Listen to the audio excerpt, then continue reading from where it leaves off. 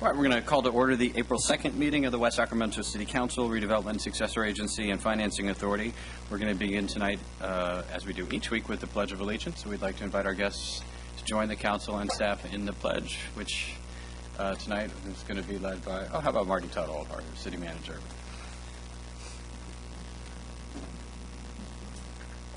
Allegiance to the flag of the United States of America.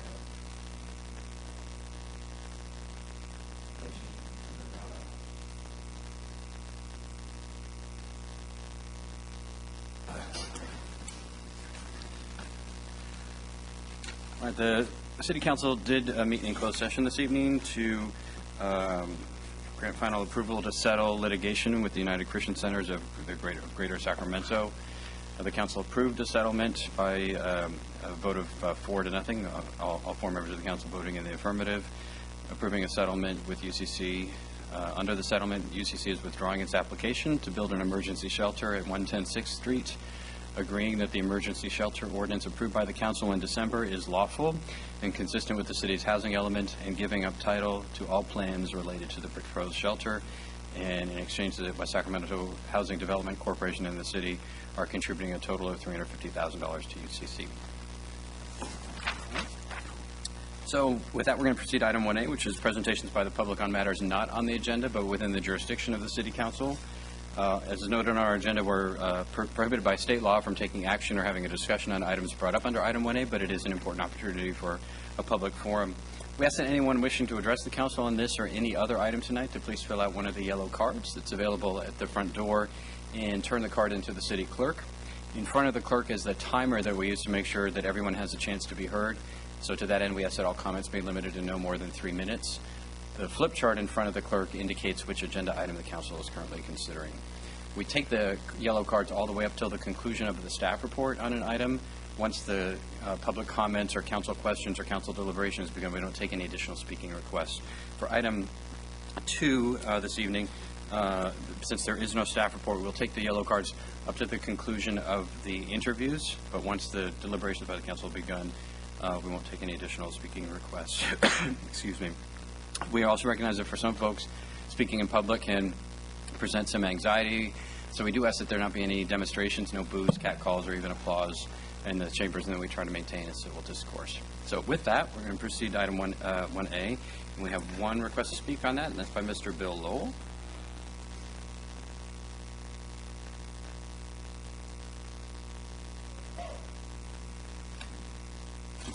Thank you, Mr. Mayor. William Lowell, West Sacramento, for the record. And I suppose you folks saw this article on the front page of the paper today. Oil train route to run through West Sacramento and Roseville. I hope we'll safeguard the potential for any spillage or pollution or other inconvenience if that does take place. And I still say, now that the other side has approved that downtown King Stadium and rerouting of our YOLO bus routes and so forth, which you didn't know when you approved that Broadway 15th Street bridge, then I think we should reconsider the Broadway 15th Street bridge and insist on a Southport South Sacramento bridge instead. And that should be top priority, since we can't change the WX thing priority. But that would make a lot more sense than that Broadway 15th Street bridge. Thank you. All right, thank you, Mr. Lowell. All right, that's our only request under item 1A, so we're going to proceed to item 1B, which is council communications and assignments. First, I'm going to assign myself, at least on a temporary basis, to the city school 2x2, which has a meeting coming up soon. And then just on this general issue of assignments on Monday. On this general issue of assignments, I would ask each member of the council if there are any changes that you'd like to make in your assignments, any additional of the openings that you'd like to fill, or if there are current assignments that you would either like to withdraw from or would be willing to. So we'll be able to coordinate with the new council member if and when that appointment gets made. I'd like to be able to make the assignments for that individual at the next council meeting. Sorry, did you say you wanted it after this? Yes. A discussion of this after our reports? No, offline. So Offline. if you just Okay, thank you. if you just let me know if there are any assignments that you would like to take on, any that you currently have that you want to no longer have, and any of that you currently have that you would be okay if you didn't have any longer. Gotcha. Yep. All right, so reports. Mr. Johannes, Mayor Pro Tem Johannesson. Thank you, Mr. Mayor. The Yolo County Housing met, and the main items were just approval of a budget item and also continued discussion on water conservation measures. And also the 10-year Plan Commission met, and again, that was more just of an administrative actions, hearing a review of this 10-year plan retreat, and then also we had some oral updates on that. The Streetcar Policy Committee also met, basically for project development update. So it looks like the project is going to be in development soon, I think within 30 days. We discussed the governance structure, nonprofit status, so I believe that there's going to be a subcommittee that's meeting to bring back what that governance model would look like to be. Service is expected to begin in January of 2018, and the alignment is now set. There was a little bit of discussion about potential changes of alignment, but for all intents and purposes, the alignment is now set as presented on the Streetcar website. Thank you. Mr. Ledesma. Thank you. Thank you. Last Thursday, the 27th, there was a meeting of the Delta Protection Commission, which I attended as an alternate down in Stockton, and attended with Supervisor Villegas. On the agenda were two main items. One was an update by Department of Water Resources on the drought. One of the updates the state presented and is considering our creation of emergency barriers along a couple of the sloughs in the Delta. They're doing this, they are predicting, while the rains in February and the current rains are helping, we are still in drought conditions, which are very serious, and one of the threats of that is increasing salinity levels coming up the Delta. So to prevent that, they are going back to a method that was used in the 1976 and 77 drought, which was to put barriers in the Delta. So there's a lot of discussion around that from some of the local farmers and the water agencies. More details are needed. Our staff is aware of it. They're aware of what impacts that might have. Our concern around understanding the impacts of river flows that might create. So we'll be keeping an eye on that issue as well. To make the evening just more exciting, we received an update on the Bay Delta Protection Plan, BDCP, Conservation Plan, excuse me, and that was just an update on comments for what is out there and it's been extended, which is the Environmental Impact Report. The EIS process is going on. So there was a lot of comments, questions, and suggestions on what the Delta Protection Commission should put in their letter and their comments on the EIR and EIS. So again, the DPC will be issuing their final letter in early May. They may have a workshop before that because they were continuing to get feedback from various water districts and farmers in the area. So that was the other update we had, but that's all I have to report from that meeting. Mr. Crispo. A couple, very quickly. SAC Regional met last Wednesday, and the $3 rate increase for sewer was unanimously passed, and it will start, I believe, in June of this year, 2014.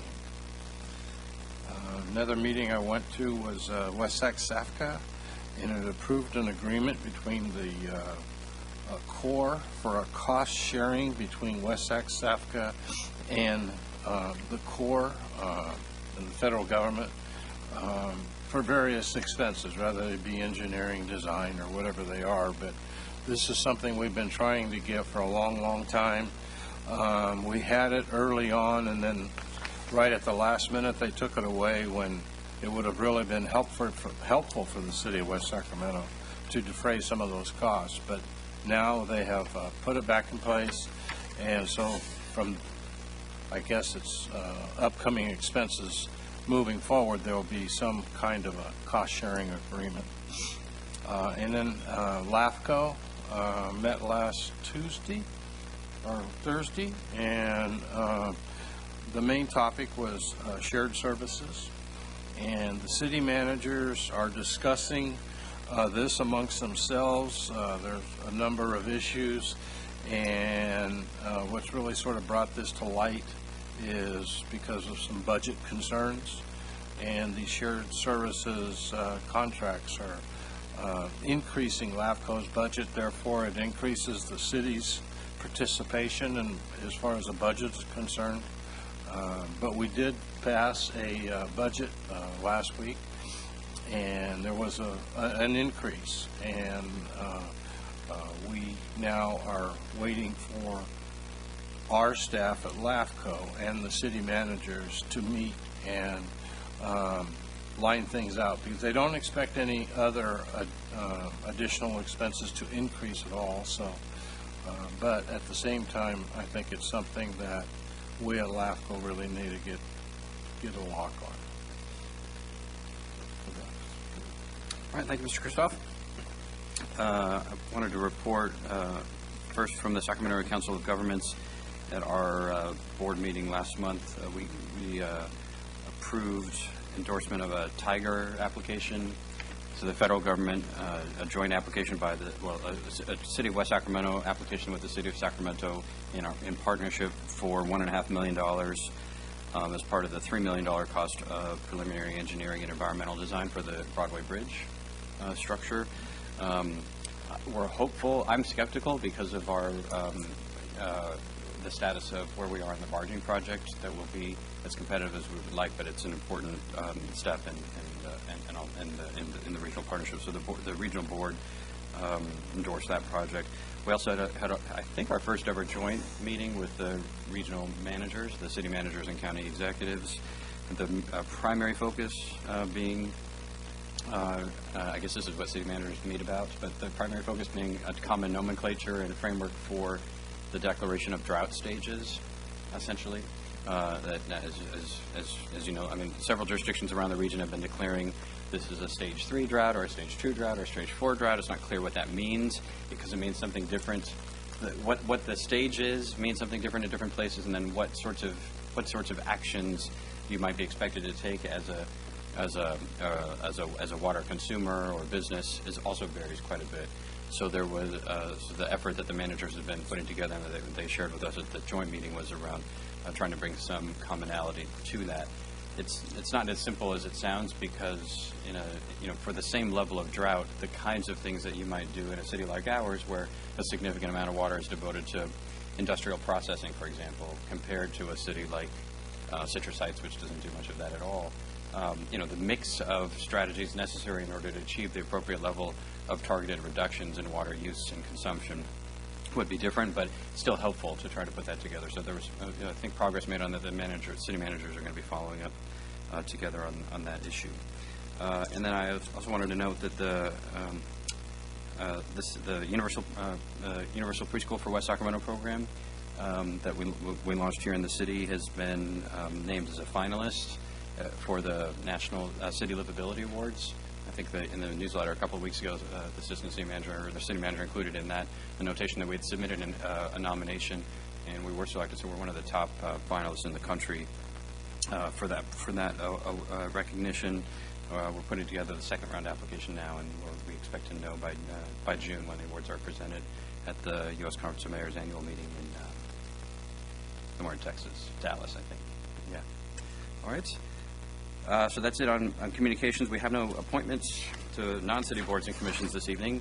So we're going to proceed next to item 2, which is consideration of interview of city council applicant finalists and appointment of a council member to the vacated seat. There is a staff report on the item. Madam Clerk, do you have any information you need to report? All right. So in front of the council is a proposed order of business for how we would proceed this evening. We don't have a standard order for the appointment of council members, since this has only been done once in the history of the city. So there's no standard clause. So we've prepared a proposed order of business to assure that, one, we get the job done, but also that that the process is fair and transparent and equitable among all of the candidates. So that proposed process is in front of you, and essentially provides for the series of interviews with the candidates individually. All 6 candidates are sequestered in the City Council closed session room at the moment. We would call them out for each of their interviews, so they don't hear each other and they don't hear the questions that are asked in advance. With some proposed time limits, they would each be asked to give an opening statement, followed by questions from members of the council. Would encourage, the council members are free to do whatever they choose. We would encourage at least the initial question to be a relatively standard question that you ask of all of the candidates. It's not legally required, but we would encourage you to do so. Have a short amount of time for follow-up questions, and then the candidates would have time for closing remarks. There are 6 of them, and so this process, this proposed order, is with the intention of trying to conclude this work within 2 to 2.5 hours. It could take longer, so as we think about potentially busting the time limits, just to keep that in mind. Following the interviews, we would take public comment as required by our own rules, and then move to council deliberation. And under this proposed order of business, we'd have any initial comments or discussion that members of the council wanted to engage in. And then we would take an initial straw poll of the council, where each member of the council would be identifying their top 3 candidates. On a written ballot, that ballot would not be a secret ballot, but it would be written so that we would not be hearing each other's votes prior to casting our own. The straw poll ballots would be provided to the city clerk, who would then announce the votes by council member, the top 3. And that would give us some information about what the council's, some coherence around whether or not the council is heading in a similar direction, and also help us to focus on potentially on a smaller number of candidates. If there is a candidate that's on the ballot of a majority of the council at that time, of 3 or more members of the council, then a nomination would be in order if a member of the council wishes to make it, but no nomination would be required. After any further discussion, we would take additional straw polls as necessary. Those would simply be single votes by members of the council, and nominations would be in order at any time at that point forward. Once a nomination is successfully made and approved by the council, if that were to occur tonight, then the city clerk would administer the oath of office immediately, and that council member would be sworn in and take his or her seat at the dais here and begin to vote once we get to item 3. So that's the proposed order of business. Attached to that proposed order are simply a set of sample questions that the Mayor Pro Tem and I prepared as potential guideposts. They are not. We don't need to ask any of those or all of them, and all members of the council are free to ask whatever they choose. Those questions, they deal with both vision and issues, and also issues around governance and ethics. So that's the proposed order of business. First, I wanted to ask if there was concurrence with moving forward in that way. Mayor Pro Tem Johannesson? Yeah, just I'm looking at so basically each of us would ask one question, the same question over and over again. So that would be a total of 4 questions. What would be the time impact if we adjusted that to 2 questions each? It would. So if we did it without follow-ups, then if we said just everyone will ask 2 questions and no follow-ups, then that would simply add a total of 4 minutes to each of the interviews. So a total of 24 minutes in its entirety. Would you prefer to do that? I would prefer to ask more questions and follow up on a single of 4 questions.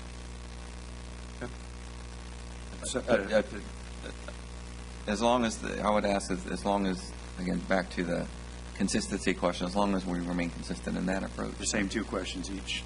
That would be, again, I'm not looking for, I don't think we, by law, have to do that. It's the right thing to do in interviewing to make sure you're consistent. That would be my thought. I have no problem with it.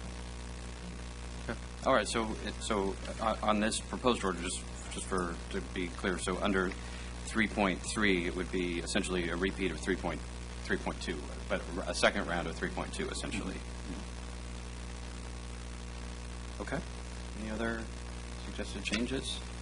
All right, then, is there any objection to moving forward on that basis? I'm sorry, just to be clear, so on 3.3, that is still 2-minute response. Correct. Okay, just to make sure. Okay. All right, then if there's no objection, that will be our order for the evening. So we want to begin, first, as council is aware, the city received 25 applications for this vacancy. Council at its prior meeting had determined to make an appointment to fill the vacancy because of literally the crush of high priority business in front of the city at the moment, and a lot of complex projects, economic development, the hotel, 3 bridges, the streetcar system, a lot of projects that require a full bench on the council at this moment. And 25 local citizens responded with full applications.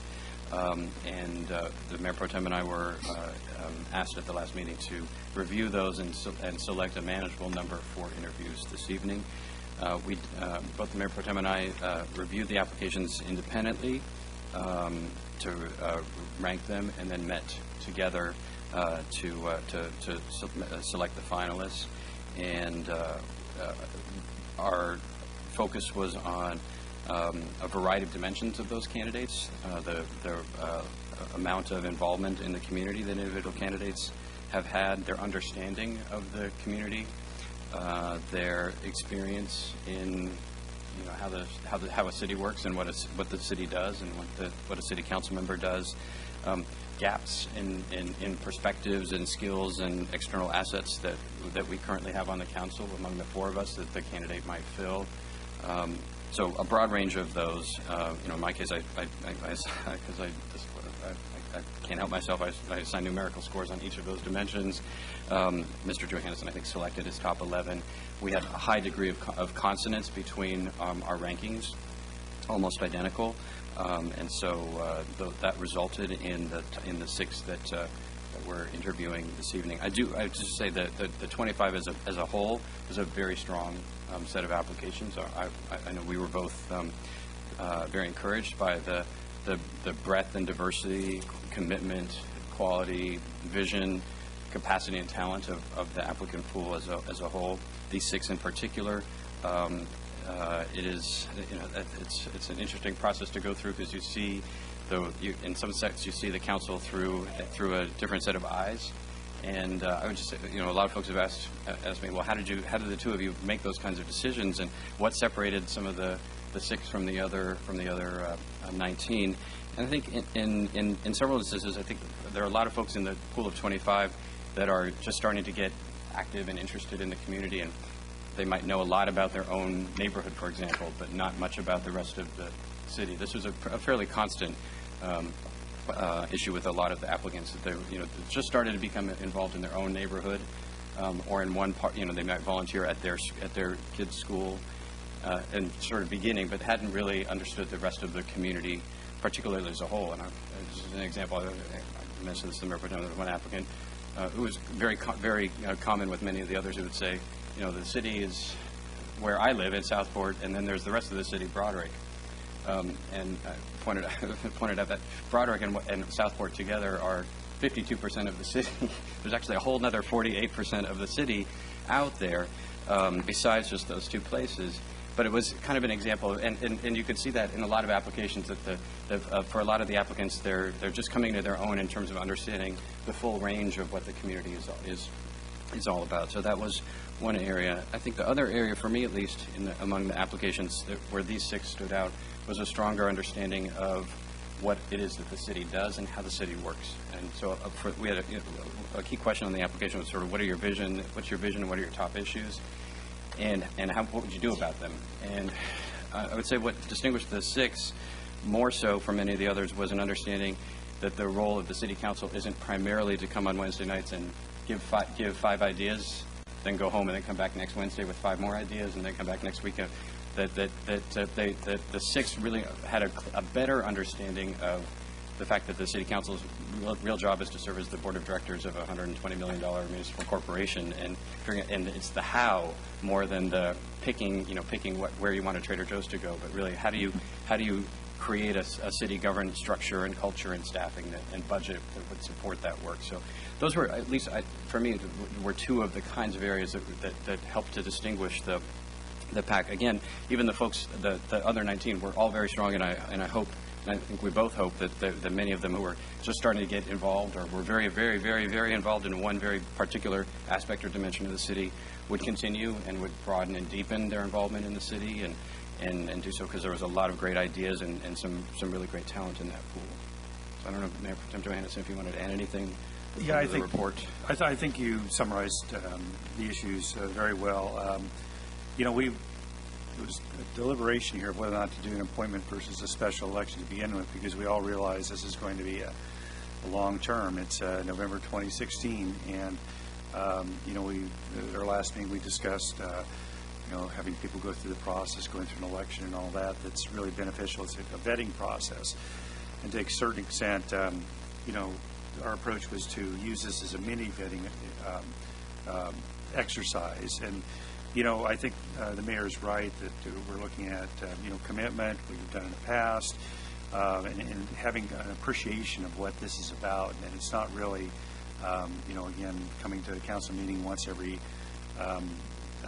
twice a month, but it's what you do with that, you know, outside of the council meeting that really is what counts.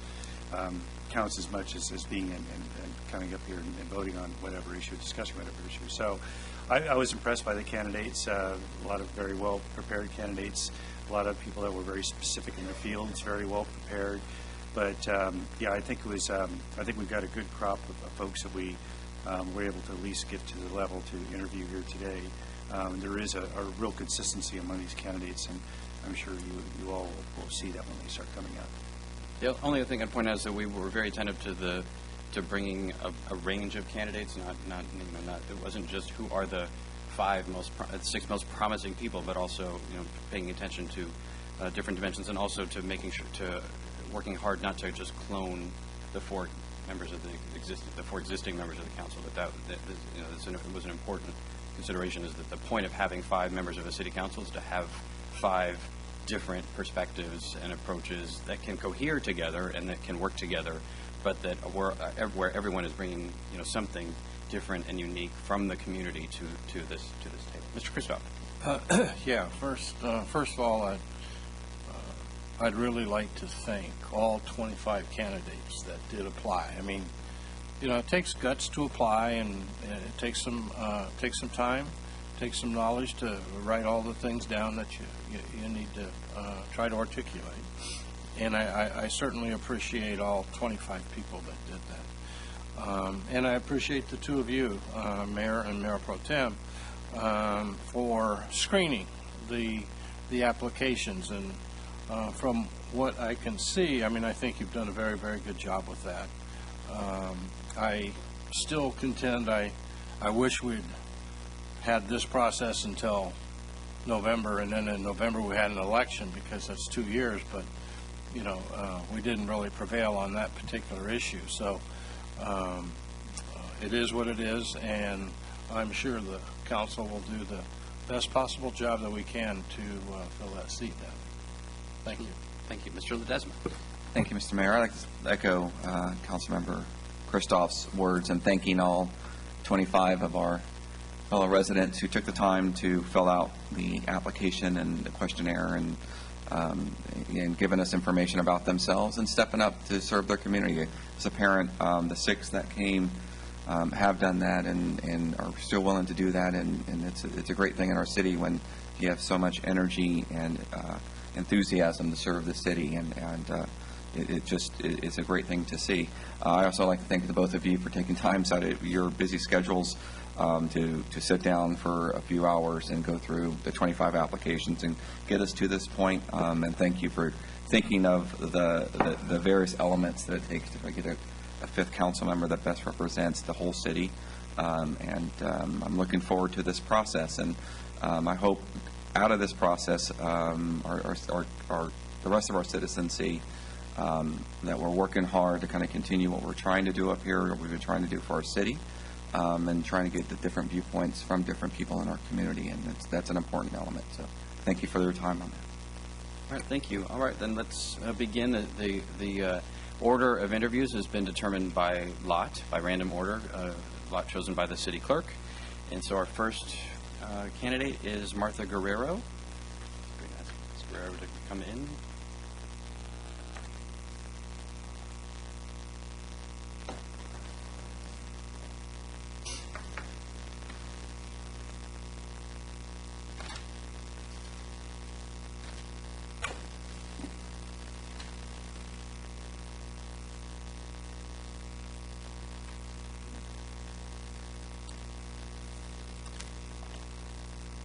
All right, welcome. So we've just had a report from the committee, so the council is excited to hear from you. Thank you again for your service to the city thus far, and thanks so much for within the short 2-week window of the application period, stepping forward to serve your community in this capacity. So the way the interview is going to proceed is we're going to ask you to make any opening statement or remarks that you wish for up to 2 minutes. And then we'll have questions from members of the council, and then when the questions are all complete, we'll invite you to make closing remarks for up to 1 minute. The answers to the questions will each be limited to 2 minutes as well. All right, and we are observing. We observe those limitations very strictly. So you won't hear me say at the end of 2 minutes, "Would you please, start to get to your conclusion?" We really do stop at that point. So. With that, why don't we get started, and why don't you begin with your opening remarks? Okay, thank you. Good evening, Mayor Cabalda and Vice Mayor Johannesson, City Council members Ledesma and Christoph. Thank you for the opportunity to share with you my interest to serve in the City Council today. I realize I have 2 minutes here so taking Franklin Roosevelt's advice, I will be sincere, be brief, and be seated after we're done with this process. I'm a 10-year resident, and 9 of those years have served on commissions and boards, most recently on the Planning Commission, which has taught me a great deal about our beautiful city that I call my home. I am blessed to be a part of the diversity that this community promotes, strong economic growth, stable government infrastructure, and an enhanced quality of life for all the residents. As a licensed social worker and legislative representative, I'm knowledgeable about government financing and the administration, and I am also can also negotiate very well to secure funding and resources on our top priorities, such as our levee improvement and our flood protection plan here. I will also monitor the implementation of our post-redevelopment asset protection plan and work collaboratively with the county so we can secure resources here in our community, which have been in much need. My involvement with the Yolo County Transportation Citizens Advisory Commission and the other commissions has prepared me to address the city's traffic and affordable housing needs. And we need to address that because we have traffic congestion here, and we will need to improve traffic safety as well. Also, affordable housing, because we need to get our folks here to be able to get to work quickly. I also value the Chamber of Commerce involvement of our local economy and their efforts to draw our community closer.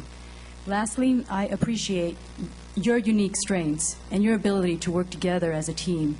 Therefore, I look forward to the opportunity to be involved in this process. Thank you. Thank you. All right, so we're going to begin with our junior council member, Mr. Ledesma. The first question. Thank you, Mr. Mayor, and thank you, Martha, for coming out tonight and applying, and I appreciate your time toward this endeavor. I have a couple of questions, and I'll start with your last statement, but my question has to do with what are your thoughts on how the council currently operates, or how we conduct ourselves, and more importantly, how do you feel you can fit into that role? What do you think you can add to the council, and what you believe we already do? How can you complement that? That's a very good question. I've observed closely the city council meetings, and I've also seen that you have a strategic plan that you work under. And under that strategic plan, you work well with the management team to make sure that we're following through, looking and identifying our priorities, making sure that we have resources in place, analyzing with the workshop, and then also taking into consideration community input. So I have seen how that has been handled very well, and I support that process in looking at our priorities and our management plan, and then making decisions based on that. Christoph. Hi, Martha.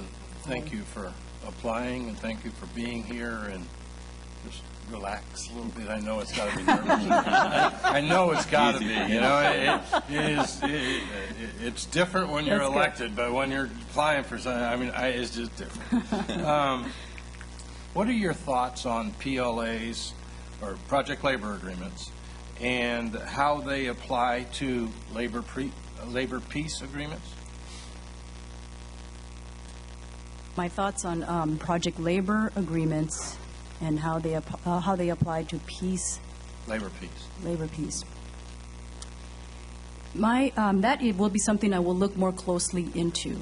And in my experience working with the administration, I have looked at government administration and financing, looking at labor negotiations and making sure that our community, our fire department, our police department personnel, and our own employees have what they need, you know, whether it be health care benefits, pension plan, and all of that. I will do my process, my due diligence to study that carefully and assess all of that information and work together with the folks that are representing them to make a determination on, you know, what to do and address those situations.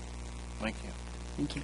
Mayor Pro Tem Johannesson. Martha, you know that council is elected at large in West Sacramento, meaning we don't have districts here, so you theoretically would represent the entire city. What does that mean to you, and how would you represent the city at large?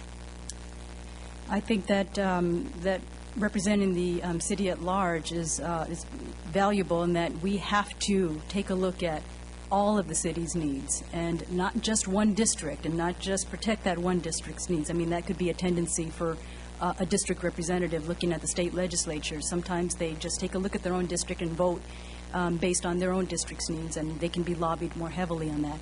I think representing the city at large, it would be important for an incumbent on each of us to be able to study and analyze what the needs are in the community as a whole. And we have good plans and frameworks developed as a planning commissioner that I've studied. And this has happened over a long period of time. So I think that this is very important, I think, as we move forward to maintain that process and to be closely connected with each community involved in any community events so that you can just stay in touch with the community so that, you know what it is that their needs are. You understand directly as a social worker, I think knowing the family's needs and what struggles they're going through. It could be, transportation issues. Maybe the transportation issues are not getting addressed. We have a rec center on one side of the city, and we have, family members that can't access that. So we just got to stay connected together as a city. Thank you. Thank you. So, Martha, one of the priorities that you articulated just now was affordable housing, and I want to ask you a hypothetical. So, if you say you've been working on that topic, and you've got a project coming that you've been working on.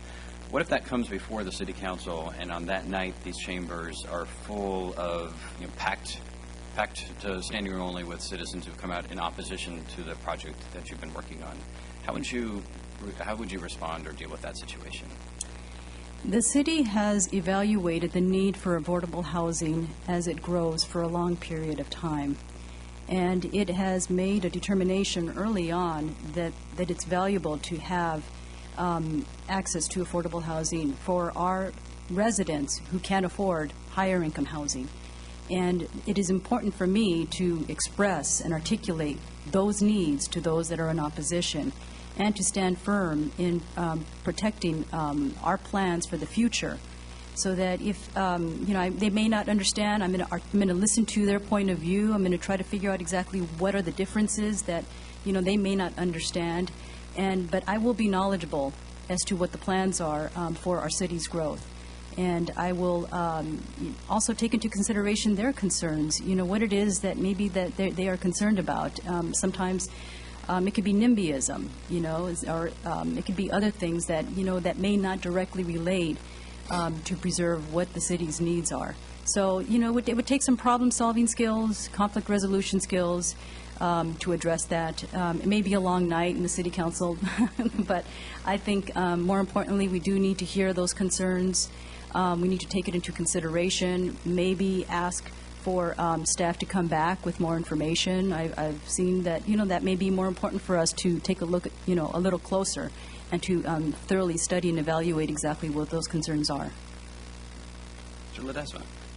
Thank you. Martha, if you can, one of the I like your viewpoints and how you might approach the city budget, and especially considering that we're still in some fiscally challenging times, and maybe the rest of the economy is recovering, and maybe there's more demands on or increase in demand for services. So I'm kind of interested in how you might approach the city budget when in this context where, again, the city is still experiencing some deficit.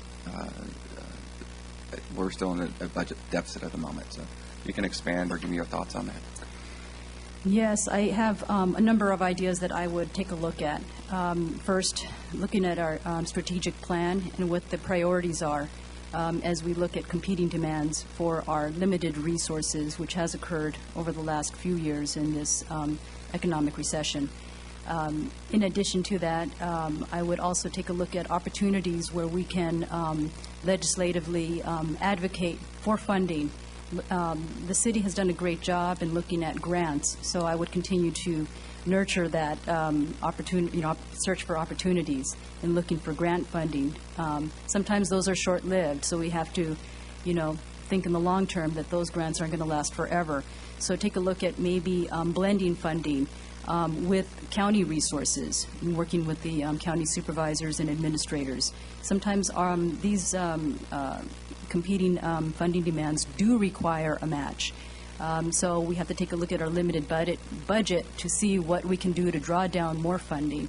I would take a look at it from that angle. Federal partners would also be involved because sometimes we can get some specific money that we need for our resources. And also look at, what the community is willing to do to pitch in and support. Either, whether we do volunteer activities. I've seen that, in the local mental health board, we ran out of funding, and our mental health clients were struggling. So there was a volunteer effort to provide support for them.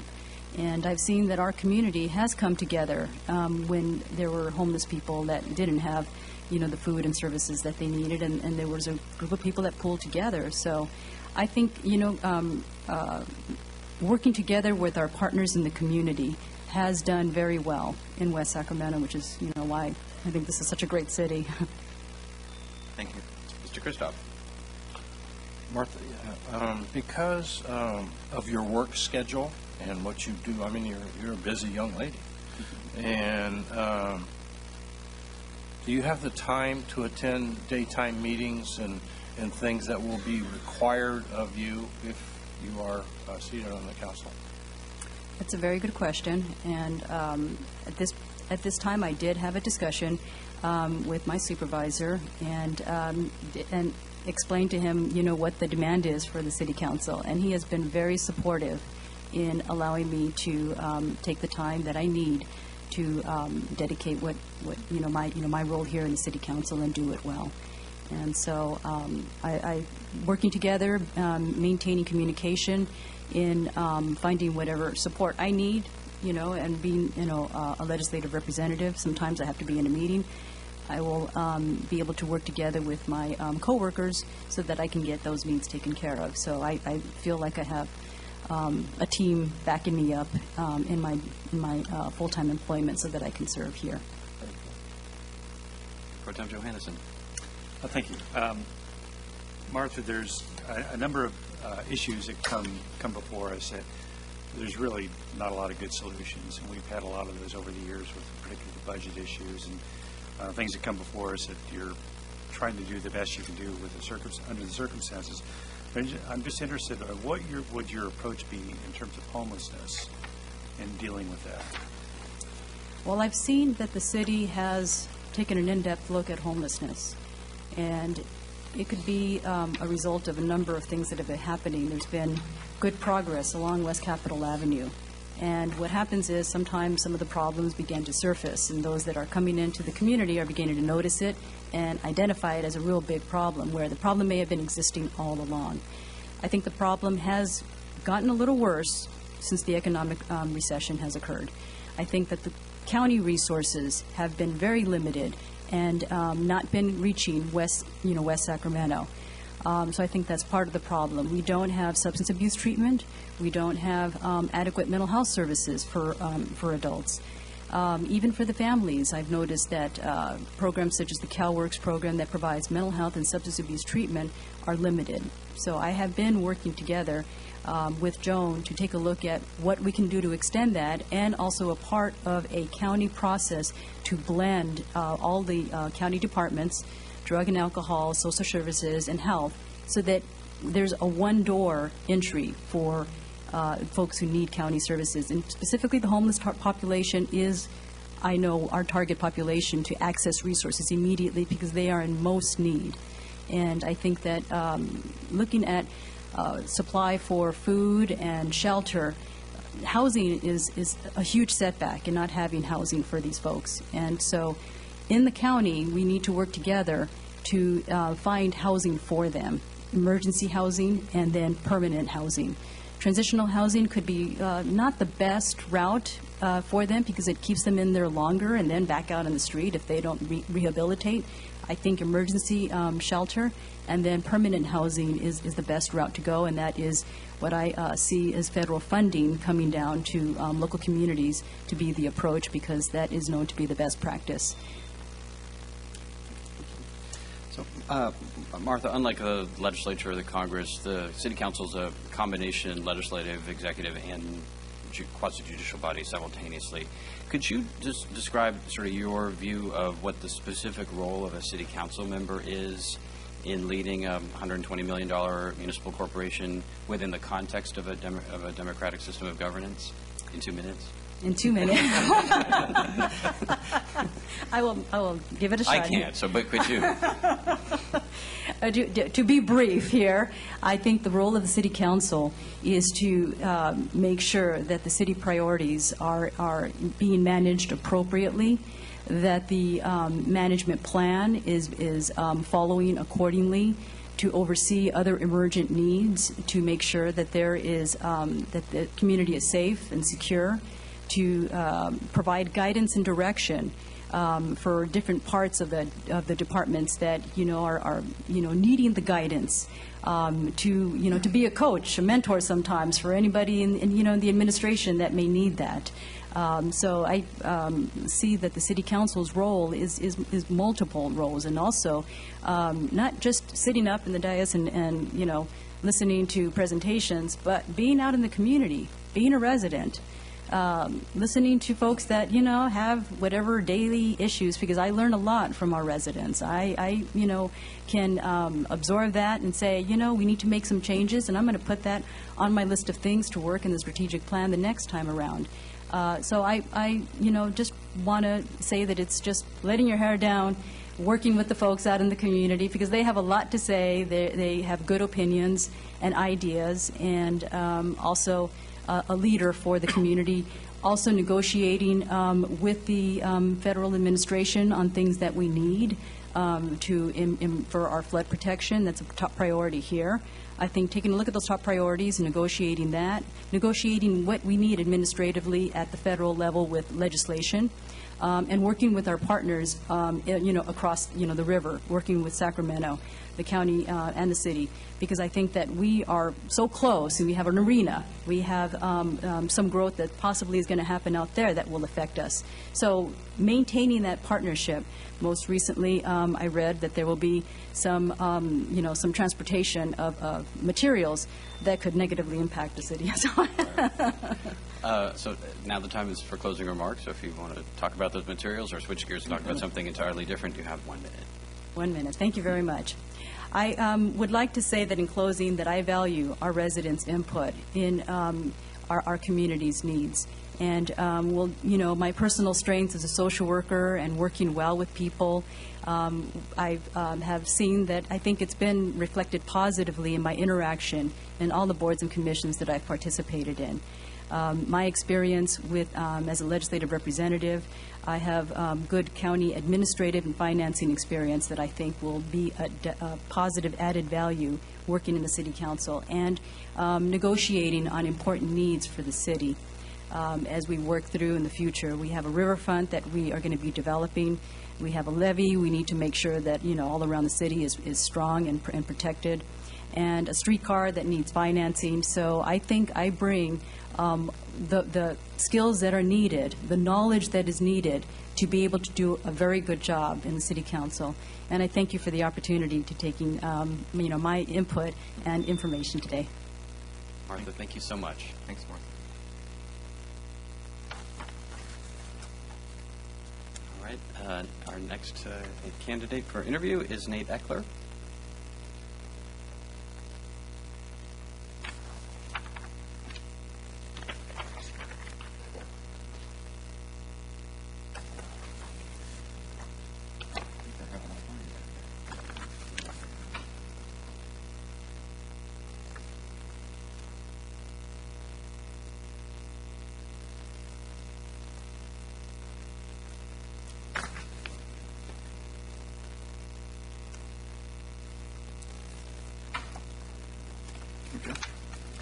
All right, good evening. Welcome, Nate. Thanks for joining us. Thank you. We're as you know, we're conducting all 6 interviews this evening. The structure of this interview is identical to all the others, and we're going to ask you first to make any opening remarks that you might have for up to 2 minutes. Okay. That'll be followed by questions from members of the council, and each of the answers will be limited to 2 minutes as well. Okay. And then at the conclusion of all the questions, we'll ask you to make any closing remarks that you might wish to, and at that point, you'll have 1 minute. Great. And we observe our time limits very strictly here. So at the end when the buzzer goes up, it's not a signal to begin to wrap up. But that's when we've completed. So, okay, does that all make sense? Great. And first, just thank you for coming tonight. Thank you for applying in the short window that we had, and thank you for all the service that you've contributed to the community thus far in helping make West Sacramento a much better place. So we're going to begin with a question, with your opening statement. So you have 2 minutes. Okay, great. Thank you. Mayor Cabalden, Mayor Pro Tem Johannesson, Councilman Ledesma, Councilman Christoph, thank you again for the opportunity to actually be here tonight. When I think of the City Council of West Sacramento, words like continuity, teamwork, creativity, vision, and innovation come to mind. They describe the leadership of a city that has undergone an unprecedented transformation.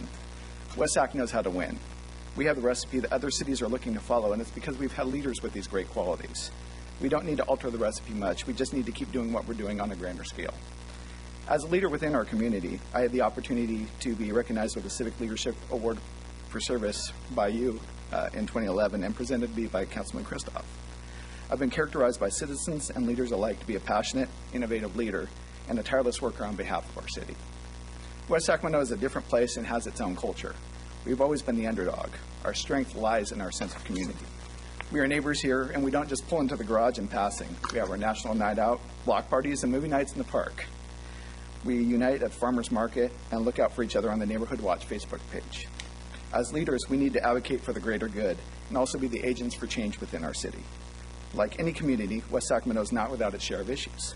A few come to mind like public safety, redevelopment, economic growth, youth programs, and city beautification. As citizens, we are all investors in our community and can address many of these issues collectively. By galvanizing our community and businesses alike, we will activate innovation and growth that makes West Sacramento even better. We have amazing resources like local press, social media, nonprofit groups, and our first-class Chamber of Commerce that we can partner with to extend our outreach. A series of small adjustments will create a community vibration that will yield bountiful results. I was trying to get the sense the Chamber of Commerce is the lead sponsor of this evening. If you're watching does us proud. All right, our first question is by Councilmember Ledesma. Thank you, Mr. Mayor, and thank you, Nate, for your time and applying, and appreciate your commitment to our city. Thank you. My question for you is, you in your opening statement, you alluded to your thoughts and how you see the City Council and how we're operating. What I'm curious is how do you see your role? What do you see as what you can bring Sure. to the table and fit in with this council? Okay, great, thank you. As being part of this city here, I mean, as I go through and describe that we have innovation and vision and really, really creative thinking that comes from all expanses here. That's obviously a lot what I've gone through and done as going through and being a member of the community when I went through and actually regenerated some of the Sea Scout program, went through and actually kind of reinvented youth education program here in West Sacramento. I kind of set the standard of what we went through and did, and that was also going through and working on out and talking to businesses, talking to our Chamber of Commerce, talking to citizens, really doing a lot of outreach. So by going through and actually being involved with the City Council and being able to do that level of outreach, we can bring ideas in and actually go through and shoot to make a better collaboration between our leaders and the city themselves. Mr. Christoph. Yeah, I too would like to thank you for going through the process. I mean, it's not easy, and thank you very much for doing it. Thank you. What are your thoughts on PLAs or project labor agreements and how they relate or how they apply to the whole concept of labor peace?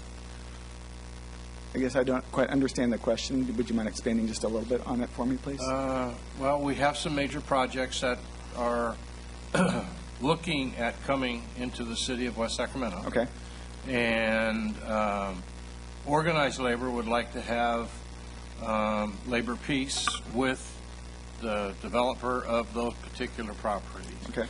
And sometimes that requires project labor agreements. Those are agreements between labor and the development community, and of course the city, because we have skin in the game. We've got a couple bucks there. So what's your thoughts on how those labor peace issues? I mean, is it something you support? Is it something you don't support? Do you like just like free enterprise or whatever? Well, I think that, by going through and operating in the most transparent manner that you can within the city, within everybody bringing to the table here, it does create a little bit more of a sense of peace. I am in support of going through and doing it just to go through and kind of keep things out in the open, especially if a city we go through and get behind the projects. The more kind of, should I say, friction that goes through and creates can actually go through and actually wear on the city's image as a whole. So by going through and doing it, I think it's very, very important that we go through and actually maintain things on a higher level the best we can, especially we have a lot of development coming into our area here, and we need to kind of keep things supportive in the sense that we go through and have more growth be spurned in the West Sacramento area. Mayor Pro Tem Johannesson. Okay.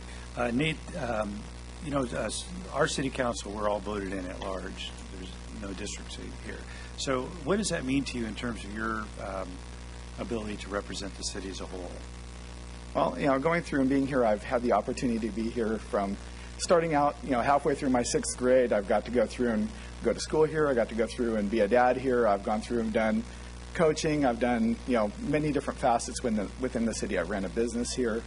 So by going through and doing it, I had the opportunity to actually go through and see a lot of facets within our city, and a lot of people know me.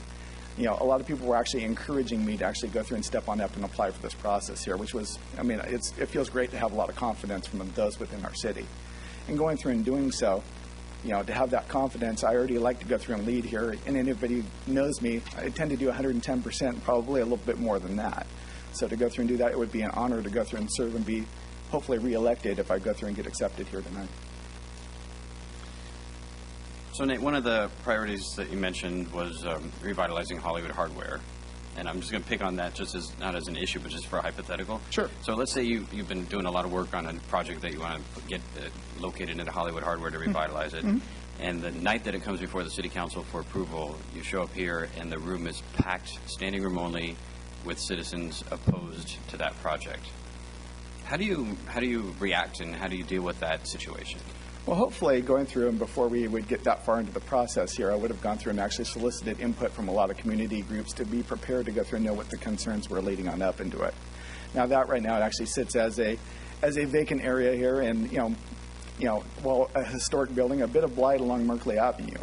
I'd like to go through and see it in the sense that here we go through and promote a vibrant, something that youth can go through and actually get behind and have another area for public safety. Because if we have more youth, have urban resources for them, they're actually going to be off the streets and things that they can go through and do.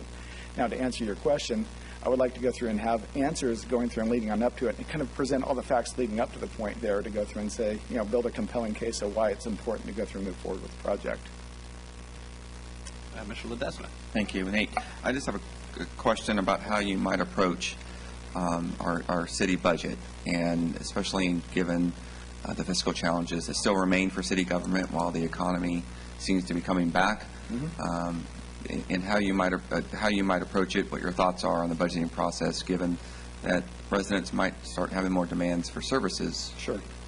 Well, I mean, one of the things that I go through and promote, and kind of what I went through and talked about, is we are all investors in our city, right? So, I mean, while people want to go through and have, more city demands on here, we can also go through and look at ways that we can go through and also lean on our citizens a little bit more to go through and kind of take the load off. So we can, look at things in a creative manner, go through and say, for example, we need to go through and kind of step up police force. So we need to make a greater investment in that area there. Or we can also look on how do we implement neighborhood watch programs? How do we go through and implement other things that can mitigate some of the load off of there so we can be creative in shifting our budget around on the things that need it most. And by going through and doing that, I think that we determine what the priorities are, and we can go through and look at just, certain areas where we might need to go through and kind of throw more resources at just from an overall community need. We are a growing city here, and one of the things that we can go through and do is really look on the individual needs of each area. And West Sacramento has some disparate different regions here that, might need different needs in Broderick versus what we need out in Bridgeway Lakes. So if we go through and look at, kind of the overall needs, we might be able to balance and shift some things around creatively to go through and fill in some of these budget gaps. Mr. Christoph. Because of your work schedule, you seem like a pretty busy guy. And do you have time to attend daytime meetings? Because council serves on a lot of boards, commissions, and various things that happen during the day. Sure. And so do you have the opportunity in a day to do that? I do. Thankfully, with my opportunity where I'm on at, I work for a fantastic company that goes through and gives me flexibility in the sense, and they always have me attached with my cell phone and ready to respond at the moment's notice. So, and thankfully, I have a great team behind me that I've gone through and built that I can rely on that allows me to have some flexibility. Thank you. Mayor Pro Tem Johannesson. Nate, you'll find a lot of the issues that come up on City Council are very difficult to deal with, and there's really no obvious solution. A lot of the low-hanging fruit is long gone. One issue that we're dealing with right now is homelessness. How would you handle that? That's a great thing, because I went through and actually been impacted with homeless population over here in West Sacramento. With my, where I went through and actually had the Sea Scout base, we actually had a lot of homeless encampment go through and walk back and forth in here. So that's something that you do have to go through and deal with in a compassionate manner, and there may be ways that we can go through and look at, areas that we can go through and actually do a, kind of an urban site that they go through and do, because they tend to camp under the bridge, but we won't go through and allow us for them to go through and break laws. So they have to go through, and if they're going to be in our area here, they have to be responsible citizens. They need to go through and kind of follow the rules. Unfortunately, one of the things that we go through and see, like when we're over at Safeway, I get the complaints, and I've gone through and seen a lot of people just don't like even to shop there because people are constantly hounding them to go through for their public safety. Well, that's got to be a message that we got to go through and say we can't tolerate. We can't tolerate you pestering the citizens that work hard and come here and labor every single day, but we also have to go through and deal with them in a manner that is compassionate, because, there may be ways that we can go through and assist them, whether even it's some federal grant programs or things like that go through and provide some money to actually give them a start on up. So, Nate, unlike the legislature or the Congress, the council is a combo legislative, executive, and sometimes judicial body. Could you describe how you see the specific role of a city council member in leading a $120 million municipal corporation in the context of democratic governance? That's an excellent question. I would go through and say that in the matter here, we actually have to really go through and take the moment to go through and listen to the actual issue that goes through and comes on up, and actually go through and look at it. Does it fit? It's got to go through and fit the needs of what's going on here, in the sense of, is it relevant? How does it impact the city? How do we go through and really go through a systematic process of going through and making a decision, so that we kind of vet everything leading on up to it, just to make sure that we're all doing the best that we can on behalf of not only businesses but citizens, community organizations, things like that. So, I mean, there's going to be tough decisions that need to go through and be made in that. There's going to have to go through and be cuts. We need to be fiscally responsible, and we need to be transparent out to the public. We need to go through and show them that we are leading by example, but also rolling up our sleeves and getting on out there with them as well, too. All right, so now I'd like to invite you to make any closing remarks that you might wish to, and you have Okay. 1 minute for that purpose. Okay. Well, in closing, West Sacramento is my home. I continually look for ways that I can improve my city. I've invested many hours in youth programs, and by joining the council, I would continue the great work for our youth, families, and businesses on a grander scale. I have great respect for this council and for Supervisor Villegas. When Oscar's opening became available, citizens openly encouraged me to apply because of what I've done already. I was told I have the drive, smarts, heart, and vision to further transform West Sac. It also came at the time that I'm best able to step in and bring people together in a greater capacity. Spent many hours aboard ship during my time as Admiral of the West Sacramento Navy. I know the value of a cohesive crew that works well together, and I look forward to working alongside each of you and making West Sacramento even more amazing than it already is. As stewards of the city's positive growth, it's time to take command, lead, and drive our desired outcome. Thank you. Nate, thank you so much. We really appreciate it. Thanks, Admiral. All right, our next candidate is not Steve Hansen, who I wanted to upgrade. No, we do want to welcome City Council Member Steve Hansen from the City of Sacramento, who I think shares. We have 80% of our border is with Mr. Hansen's City Council district, so he loves a good, entertaining evening as well. So, is a close partner of the city. So, Kyle Glankler is our next candidate. Welcome, Mr. Glankler. So, as you know, we're conducting all 6 interviews in an identical structure. So, thanks first for stepping forward in the quick time frame that we had for the application period. We appreciate all your service to the community thus far and your willingness to continue and step up even further. We're going to invite you to make an opening statement of up to 2 minutes. That'll be followed by questions from members of the council, and each of your answers will also be limited to 2 minutes. And then at the conclusion of all the questions, we'll invite you to make any closing remarks that you might want to in a total of 1 minute. And they're real-time limits. At the end of the time, when the buzzer goes off, we won't say, please start to wrap up. We're actually stopping at that point. So if you just pay attention to the timer, that would be terrific. So again, thanks for being a part of this evening, and let's start with your opening statement. Thank you. Good evening, Mr. Mayor and council members. Let me first say how honored I am to be here, sitting back in the room reflecting with the other finalists. I'm impressed with their qualifications and their experience, but also their dedication to service. It gives me a great deal of confidence about our shared future. At the February council meeting, during your discussion regarding flood protection, Mayor Cabalden called this a team, this council a team. This really struck with me. This comparison is not one typically thrown around at city council meetings, but I have to agree. This council has continuously shown your abilities to act as a great team to make definitive progress towards common goals. You have also managed to consistently avoid distractions surrounding the typical issues du jour. The results speak for themselves. While other political bodies stagnate with bickering and politics, West Sacramento continues to forge ahead with real progress. I believe you are here looking for a compatible teammate, someone to both complement your strengths, provide a different perspective, and to work with you through challenges and successes. You need someone to share the incredible load, understand the duties, and the vast time required to be a council member.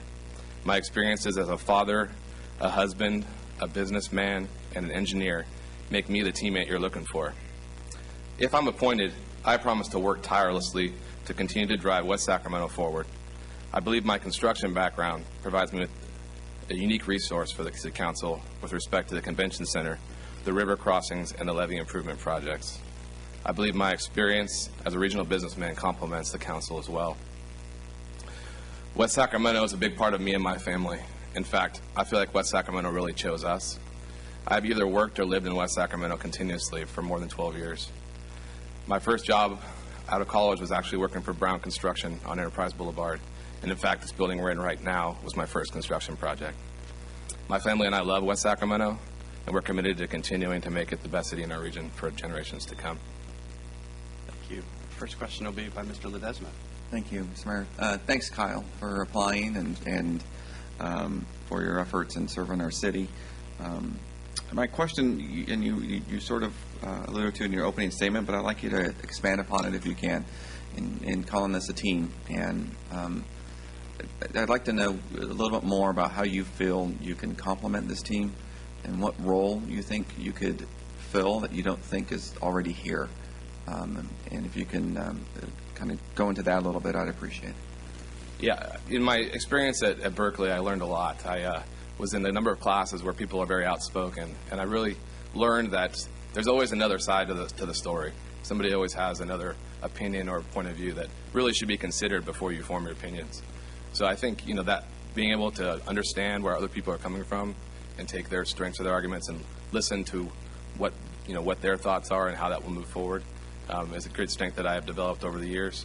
I think I bring a perspective of the younger generation in our region, along with many of the other candidate finalists in the room. But bringing that, like I said, a family mentality, my young family, I'm here for the long term. I'm looking forward to building West Sacramento for years to come. Thanks, Scott. Mr. Christoph. Yeah, I too would like to thank you for applying and for being here this evening.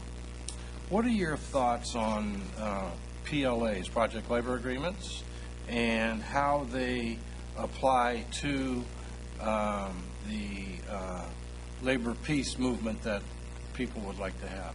Mm-hmm. So project labor agreements can either expand through construction projects or even into operating agreements as well.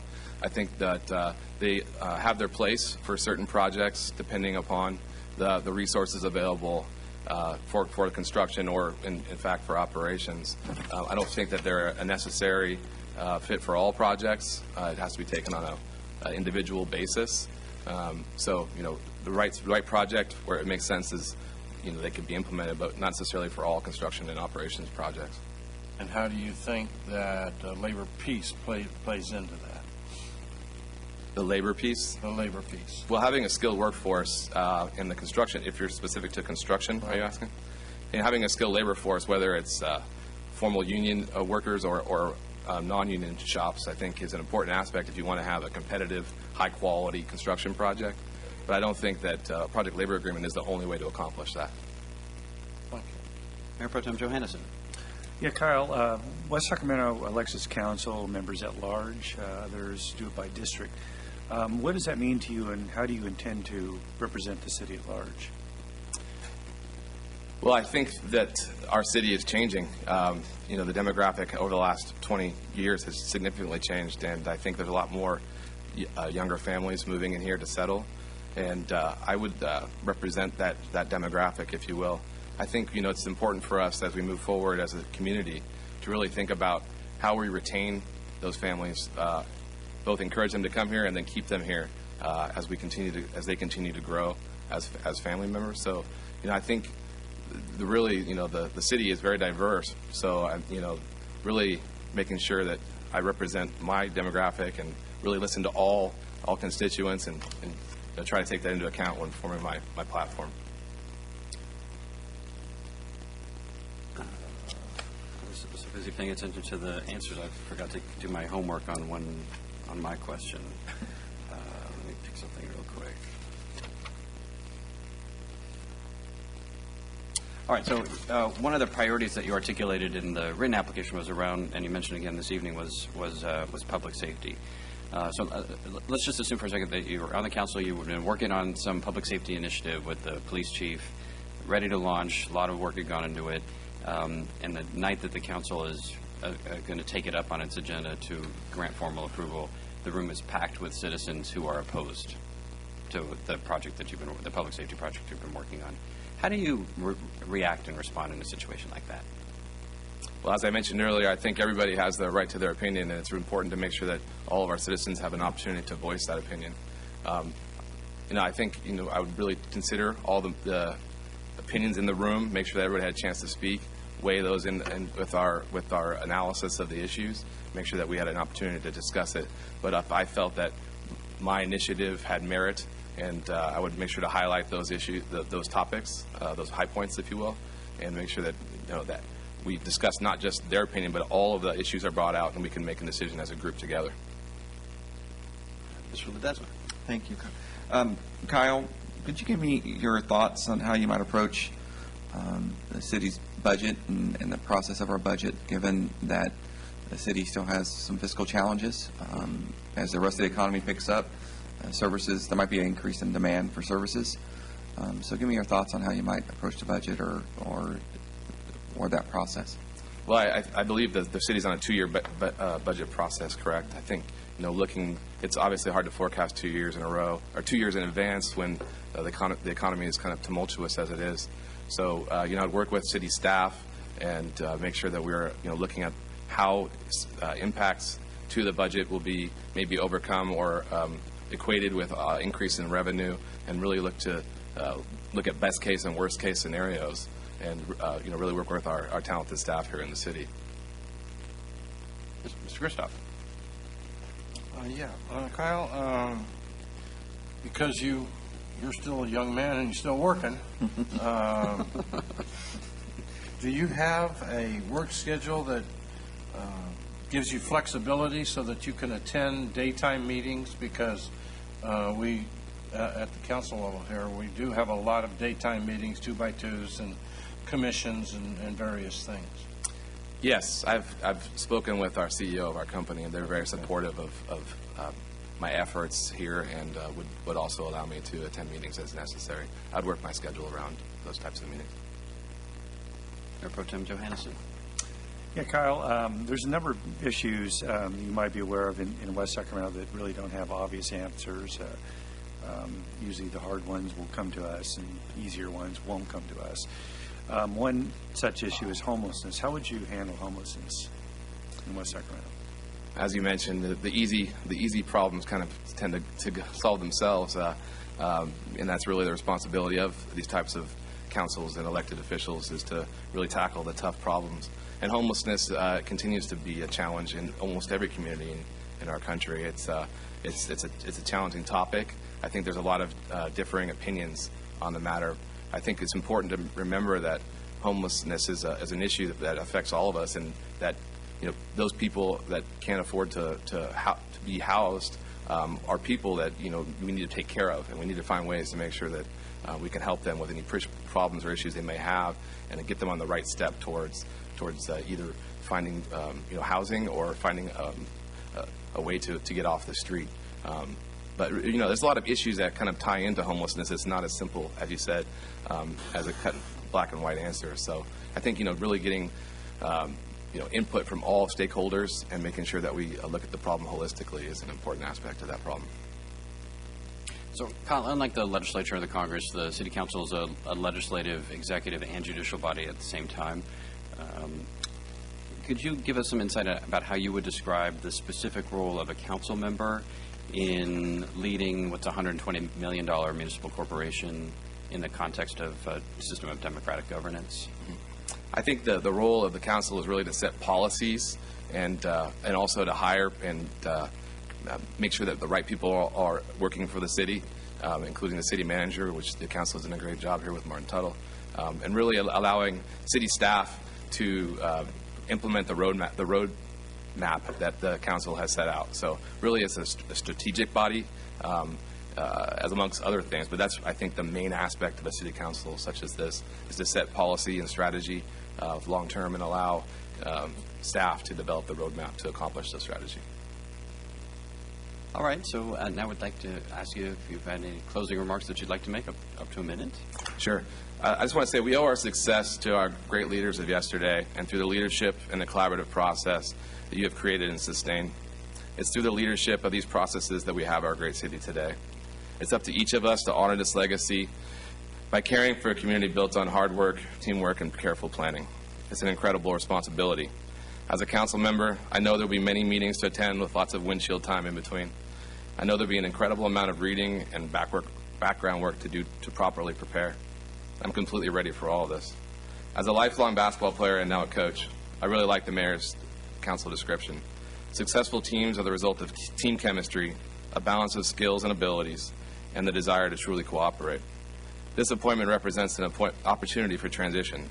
There are changes coming to this body, and I think it's important to think about the future, to consider all who will carry on the tradition of collaboration and team building. If I'm selected, I promise to be a council member for family and for community, and to live each day to serve West Sacramento. Thanks, Kyle. Thank you. Appreciate it. All right, and next we're going to see Dean Hackinson.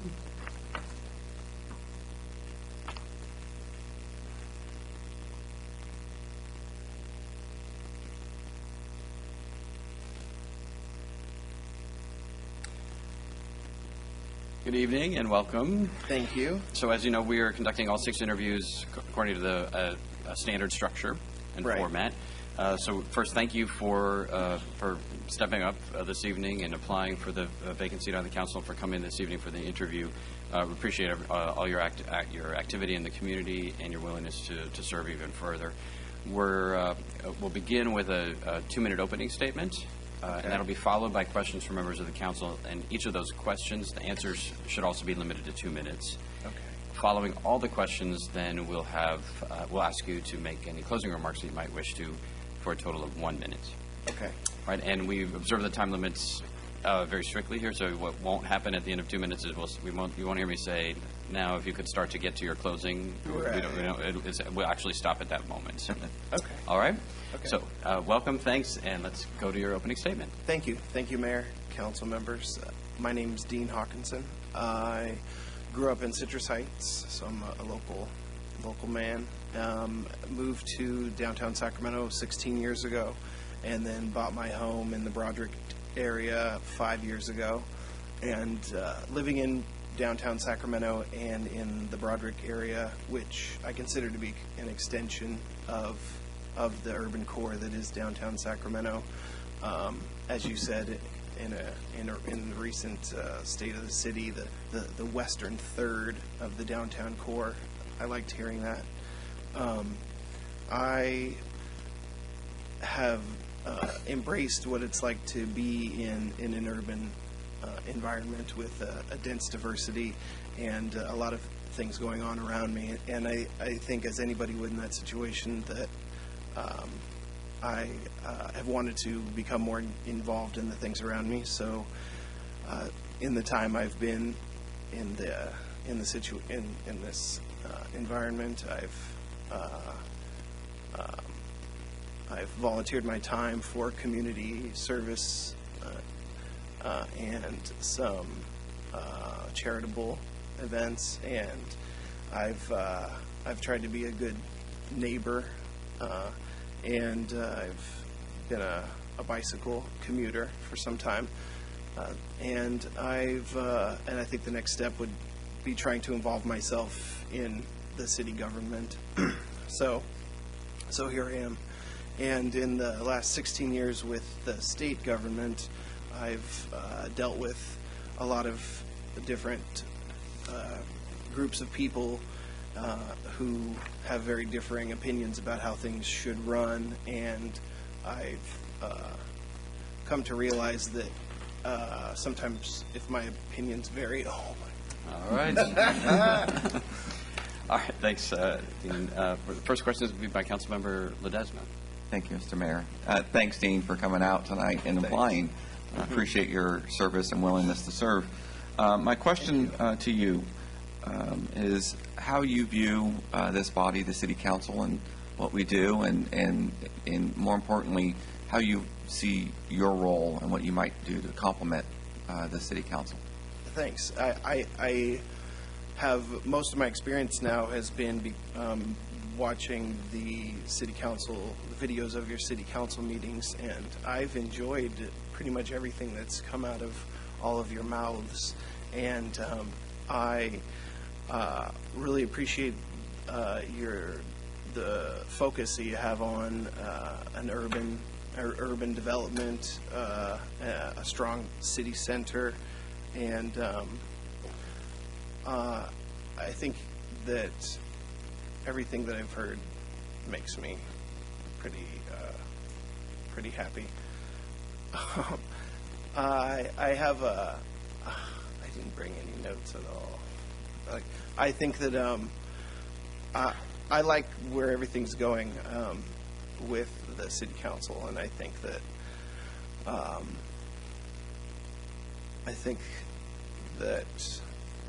what I've seen with the farm to fork movement that you guys have. That was recently you leased some land to CLBL at the corner of 5th and C, and I think that was a good example of some of the things you're doing with allowing growth in the community to expand it. I'm freezing up here, but being a bicycle commuter and an advocate of the local environment,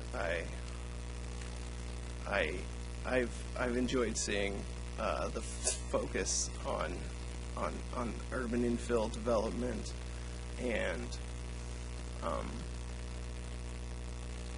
I think that Just breathe. There's no trap door. Everything will be fine. Thank Draw you. on your experience as a musician and a performer. I know. So Mr. Christoph is next. Question. First of all, thank you for applying, and thank you for being here tonight. And just, Yes. like the mayor said, take a big Thank deep you. breath. We're all neighbors. We're all neighbors. What are your thoughts on project labor agreements and how those project labor agreements apply to the concept of labor peace agreements? Wow. Labor peace agreements is in. Well, labor peace, what I mean by that is that a project is coming into our community. Yeah. Organized labor wants to have labor peace with the developer or with the city. They want to have peace, and that makes the project run smoother, and there are no strikes, or there's no any of those other kinds of things that go on. Yeah. And what do you think of all that? I think that it's a good thing for there to be an agreement in place for the labor, the people coming in doing the labor on a city project, for there to be an additional agreement in place. It seems as though it could. I mean, it seems as though that's in place so that labor's not taken advantage of, and it seems as though.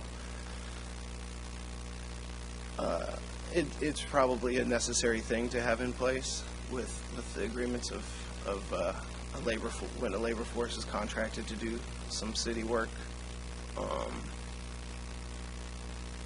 I think that I think that that's a good thing to have associated with a labor force. I don't have much background in that area as well. Yeah, but it takes years of, I think, some civic duty and some research. Dealing with the issue. Yeah, dealing with the issue. All right, Mayor Pro Tem Johansson. Yeah, Dean, thanks. West Sacramento City Council are voted in at large, meaning Yeah. represent the whole city. So what does it mean to you to be an at-large city council person, and how do you deal with that in reaching the city? Yeah, I think that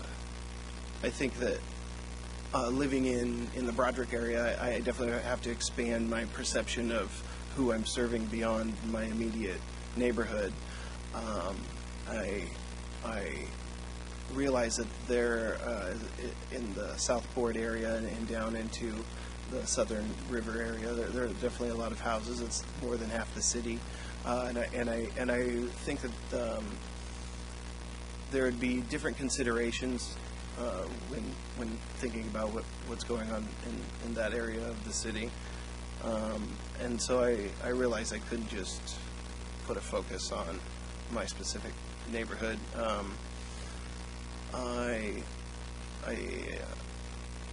There's many different projects that are in the works and could be proposed for the growth of the city, and I think that you have to be mindful of the entire situation. Yeah, as a bicycle advocate, which maybe the one point that I could make is I think bicycle lanes extending from into the Southport area, that's definitely would be a consideration of connecting the two areas. I'm excited to for bridges to be built in the southern area connecting Sacramento and West Sacramento. And yeah, I think that one definitely has to consider everything at large, which would be businesses, not just businesses citywide. Yeah. Great. Yeah. Thank you. Yeah. Thank you. Right, Dean, so one of the priorities that you articulated was creating a network of cameras in crime-prone areas that might Right. either make enforcement easier or create a deterrent. So just, Sure. I'm only bringing that up for the purposes of building a hypothetical. So say you work on that with the police department and the city manager's office, and that project is coming to fruition, and it comes to city council for its approval one night, and that night the room is packed, standing room only, with citizens in the community who are opposed to your camera project that you've been working on. How would Right. you respond or react or deal with that situation? I would, first off, I guess I think I would have to do a lot more research to decide if even that was a good idea. I would maybe look at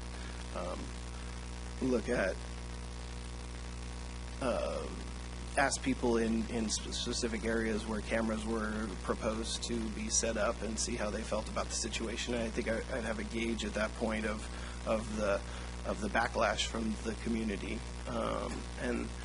But if it did come to fruition, I would try to assuage the vitriol against it by, I guess, proposing that maybe showing statistics of crime rates in the area, and maybe specific cases where a criminal wasn't convicted because there wasn't any evidence that could be captured by such a camera. And I would have some other deflections of the defensive reactions to that project. Yeah, I'm not prepared with any specifics of it. Yeah. Don't worry. I'll give you one suggestion, just is because I've been through this myself. Sometimes the timer can be your worst enemy. If you see Yeah. the timer and there's still a lot of time left on it, Yeah.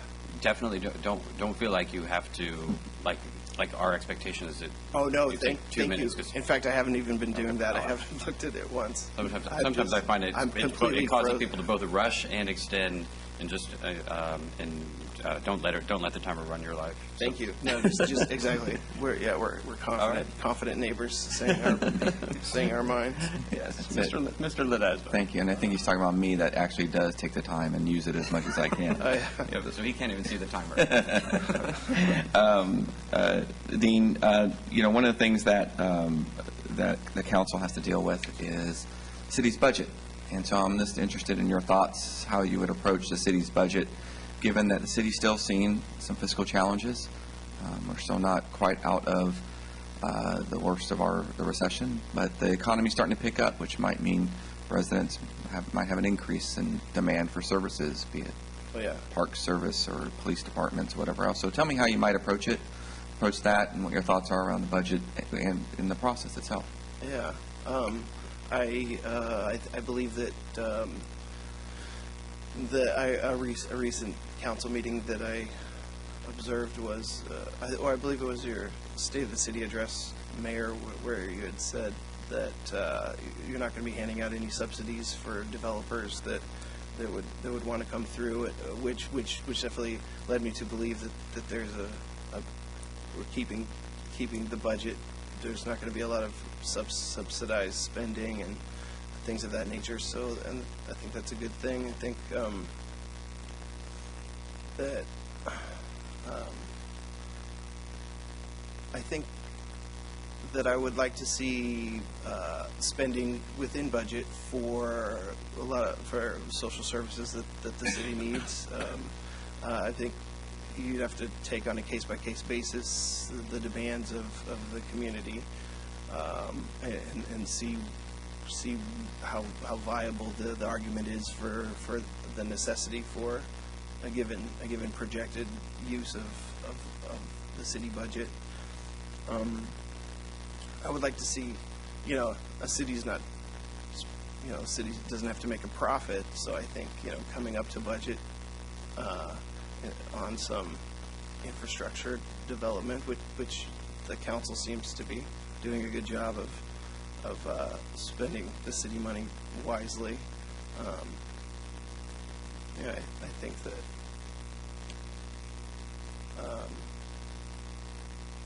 I'd have to look on a case-by-case basis to see if there is funding enough for something and how much of a community demand there is for it. And, yeah.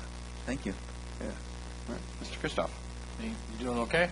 Yeah. All right. Doing okay. I should have brought water with me. Because you're a working guy, do you have time, if you're chosen by the body, do you have time to serve on the various committees and commissions and things and duties that we have during the daytime hours?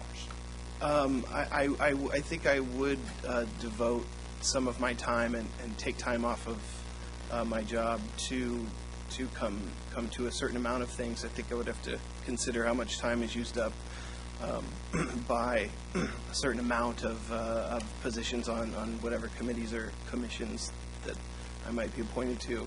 I'm as you probably realize, I'm pretty foreign to the civil service process, and I am not I wasn't anticipating getting a council position. And out of curiosity, how much time do you have to devote to a council position? Like a full-time job, would you say? No, I would say that, you put in somewhere in the neighborhood of, depending on what particular commission the mayor appoints you to, but it'd be 20 hours a week. Okay. And that accounts for, reading time and things like that. But Right. you go to 2 to 3, at the most, I'd say 2 to 3 meetings or each week. Yes. At, in Sacramento or here or Woodland or whatever it may be. Yeah. But, I mean, and it's, an hour each, hour and a half, 2 hours each. Yeah. Okay. I won't lie, and I would say that I think that it would be a toss-up if I were to get a council position. But I'll save until my final comments what I definitely, my intentions are, which I knew I wasn't going to get the city council position, which is a terrible thing for me to say. Never say You're never. asking me about Where that. you're at. Yeah. Thank you. But Okay. Mayor Pro Tem Johannesson. Yeah, Dean, there's a lot of issues that are really tough to deal with on the city council. A lot of issues that really come to us because they can't be resolved in some other area. And one issue is homelessness. And I know in your application you had kind of your plan of what you would do with homelessness, and just like you to expand on that. yeah, thank you. And I know that on the city council you definitely advocate a lot for homeless protection. And having lived downtown for a long time, and still to this day, I walk around downtown often and will see the same homeless people that I've seen for years. And so a compassion gets built up for our homeless people. I'm sure that all of our citizens have that. And so you can't just hope that they'll go someplace else, and you have to deal with the fact that this is maybe the only place where they can live, and then that goes into wanting to educate, maybe try and try and educate homeless people so they may find job placement. In the meantime, they'll need to have a stable place to stay so that they can keep going to some job education. And you can't solve everything at once, I realize. And so the thought of tent cities or some single room apartment buildings where homeless people could go, those are very appealing in my mind, and definitely something that seems like it seems like the one thing you could do. I know with tent cities you'd have to have you have to make sure that there are bathrooms in place and some sterilization methods associated with those bathrooms, and there's some oversight that's involved with that, and even more so building an apartment building for the homeless people. But it seems like it's a duty that we have as a city, and as this council meeting and this interview process definitely exemplifies. I think that we have a process where every person matters. Thank you. So, unlike the Congress or the legislature, the City Council is simultaneously a legislative, executive, and judicial body. Maybe you could share with us how you would describe your views about what the specific role of a City Council member is in leading what is about $120 million a year municipal corporation, but in the context of a democratic system of governance. Right. I think that I can see why a council member has to be on so many committees. You're overseeing many things, and on top of making final decisions for the city, you're also just counseling various committees to make their own decisions, and it's it definitely, you have to embody a mind that is cognizant and contemplative of every single matter that comes before the council, and that seems like that's a great responsibility, and I think that a council member has a lot to do with all of that, a lot on his plate, and yeah, that's. So you foreshadowed, so I'm on the edge of my seat. It's time for your closing remarks. And No. So you have 1 minute for a closing. I don't. I love living in West Sacramento, and I really commend everything I've seen come out of the city government and the council meetings, and I know that I'm not able to vocalize all the things that I've gathered about where our city's going, but I'm very happy about what I have seen with the urban infill development, and with a focus on density of residences and businesses, and then the bridges, of course, and transportation infrastructure, bicycles. I think they're an important thing that should maybe somehow supplant some of our car culture a little bit. And I don't think that I will get this position, and I wish I would have just said that last sentence better, but a lot of the other candidates, I want to be on a commission. I think I want to start on a commission. Now, Dean. So, all right, Dean, thank you. okay, thank you. All right. Next, we are going to be interviewing Bernadette Austin.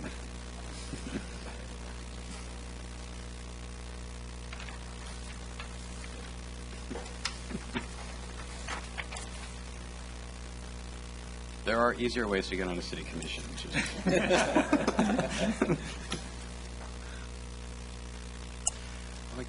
Good evening and welcome.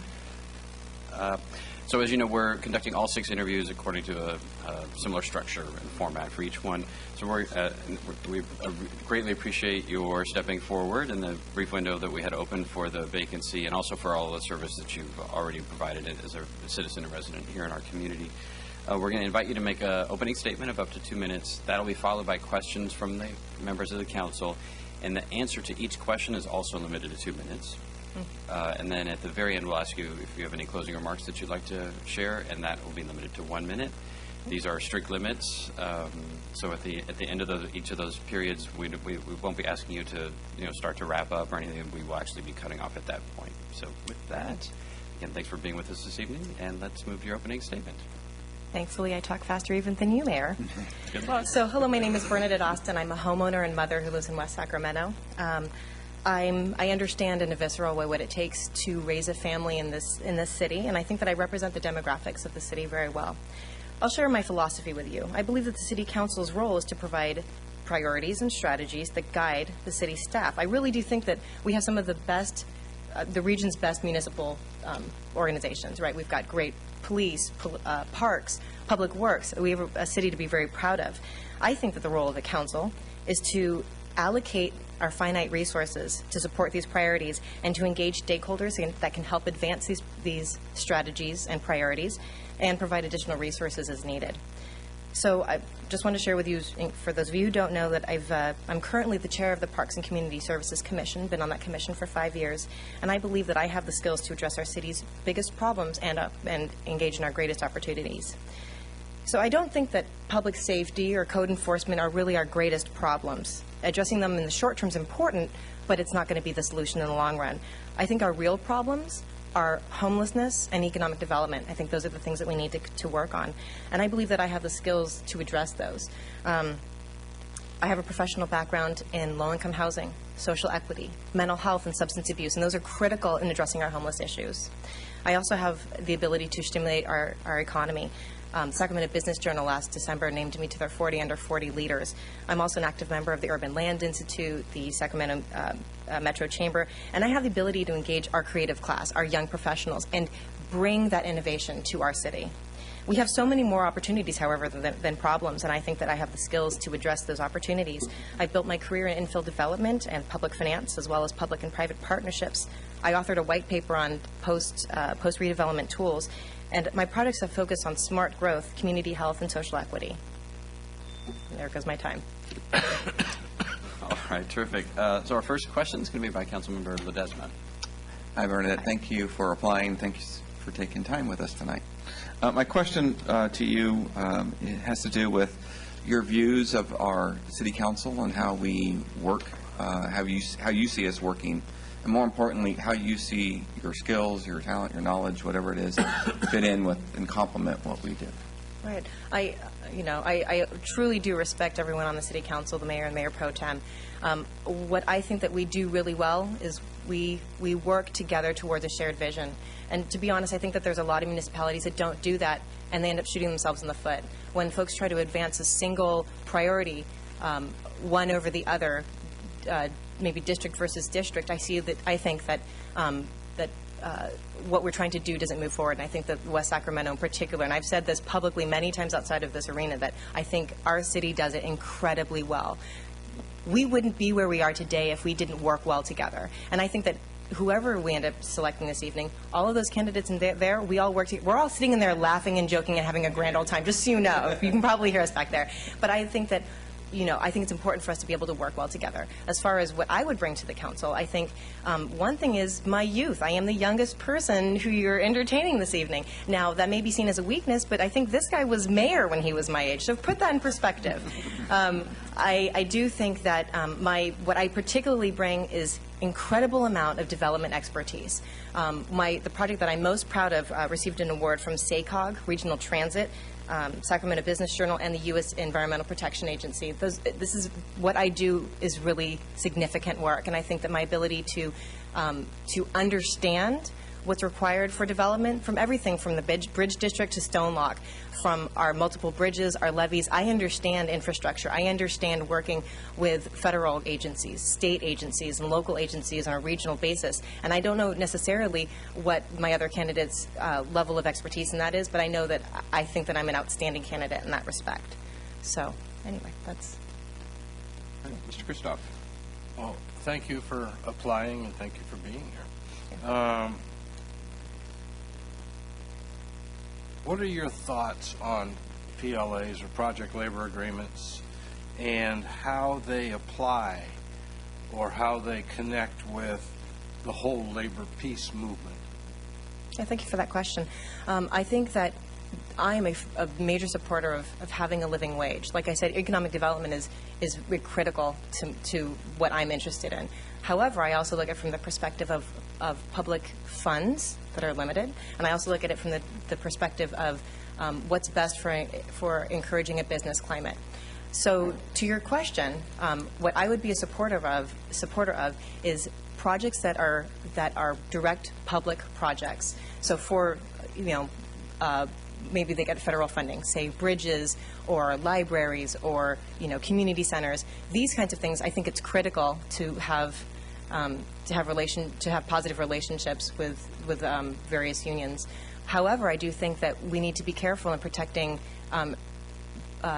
folks who want to come in and do private investment in our community. So I don't think that those are necessarily positive things to have when we're talking about building out, for example, Stonelock, building additional housing, or building some innovation centers to encourage economic development. I think that it reduces the amount of capital that's available for a given project. Let me understand. So if the city has finances or skin in the game, then PLAs or labor peace is very important? It depends on to what extent. I think that if a project is funded, majority or a significant amount, I don't know if I could put a number on it. I don't know if it's 20% or 30%, but I think if there's a significant amount of public financing, then I think that would be a fair assumption. I just worry about if there is indirect or nominal public subsidy in a project.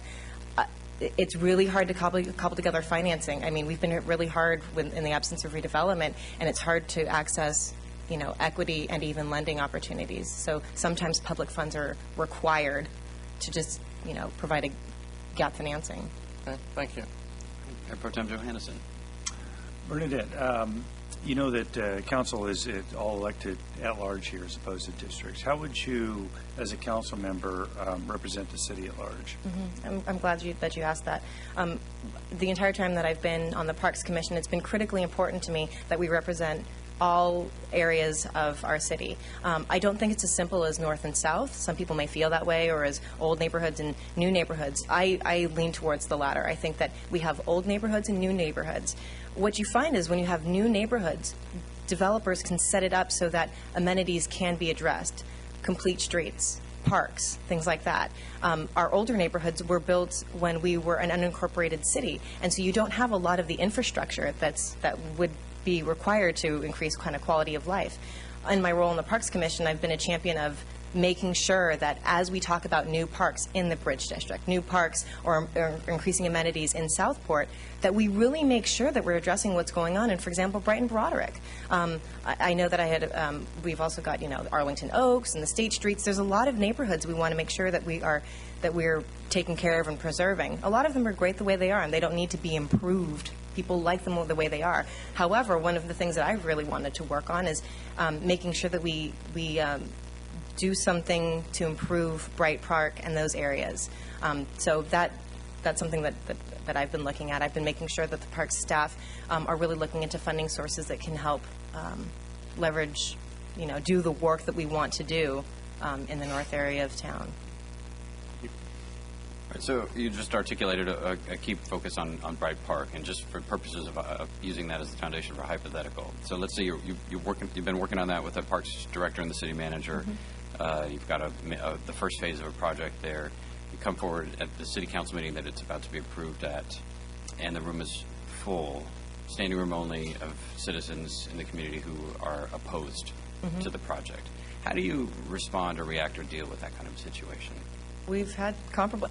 Believe it or not, Parks Commission's pretty exciting, folks. We've actually had incidents where where that's arisen. We've actually had. What's more interesting is not so much when you have a large amount of public outcry. What's more difficult is when you have disparate groups. To answer your question, if I had if we had been proceeding, as staff and council down a certain path, and there was huge public outcry, yeah, I would be absolutely open to changing the trajectory of where we were headed as a single council member. It also depend on some other, attenuating factors that I was gathering from staff and from other council members. But if this general populace is opposed, absolutely I'm going to change my mind. To the question that you didn't ask that I'm trying to answer, what happens when you have people representing two different interests? I know that this happens all the time. To give you an example, on the Parks Commission, we had we had an issue with noise generated at a park in the State Streets area, where the residents didn't like that it was so noisy, and that the days and times were different than what they had understood. And the baseball league, they were trying to follow the letter of what they thought they were supposed to do.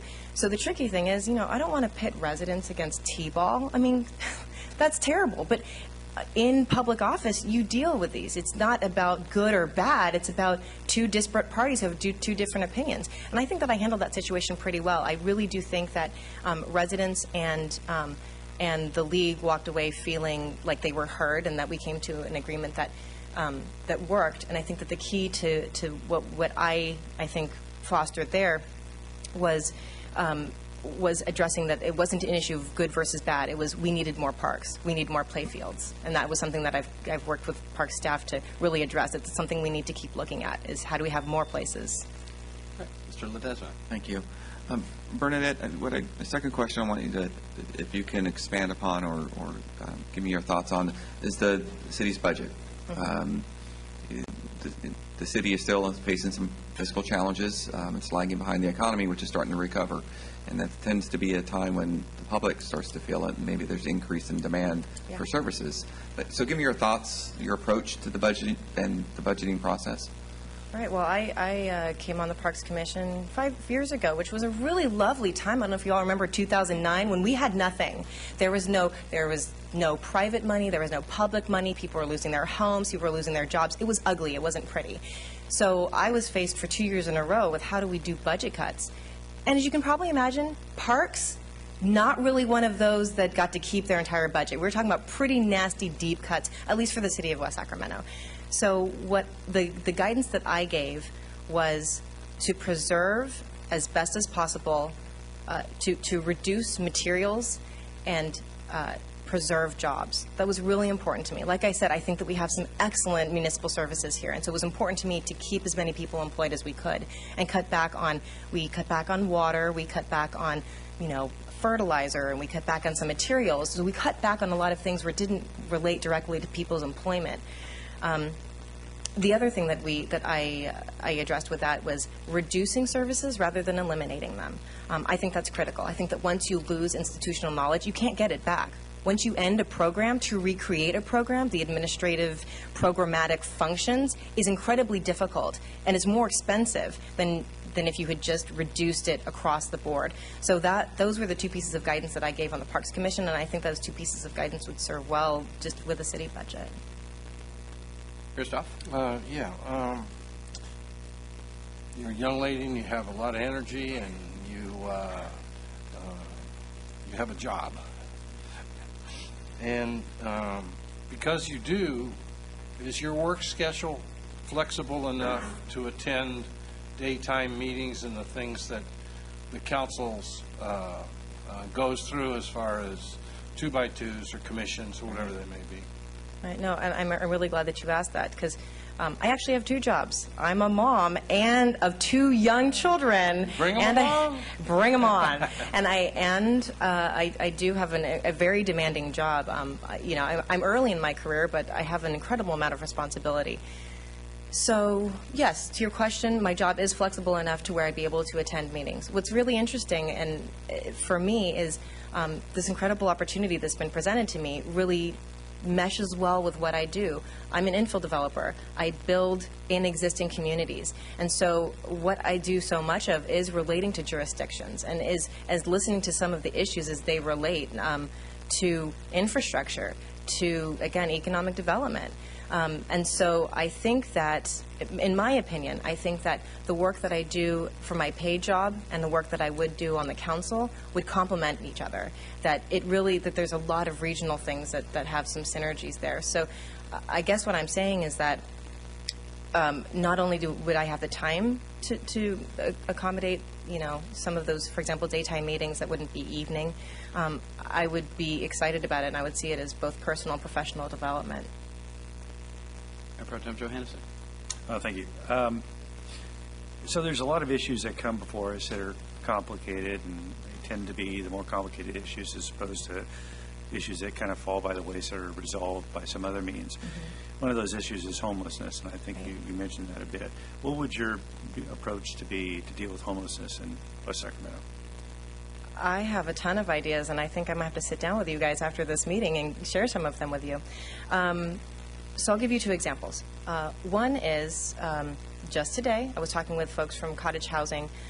This is a small nonprofit that, not small, they're small, but they're been in the area for a long time. I think they date back 20 years. I think they were funded in like maybe 90 or 95. Anyway, they provide the services and manage the residents at Quinn Cottages. And if you're familiar with this, it basically provides some support, substance abuse, mental health, and housing for people who are coming directly off of homelessness. I think they have a great model, and I think that's something that could work well here. And I know that you've got a relationship with some of the folks who are involved with Cottage Housing. So I have good things to say about that organization. Another example that I'll provide is my company, Domus Development, partnered with a nonprofit.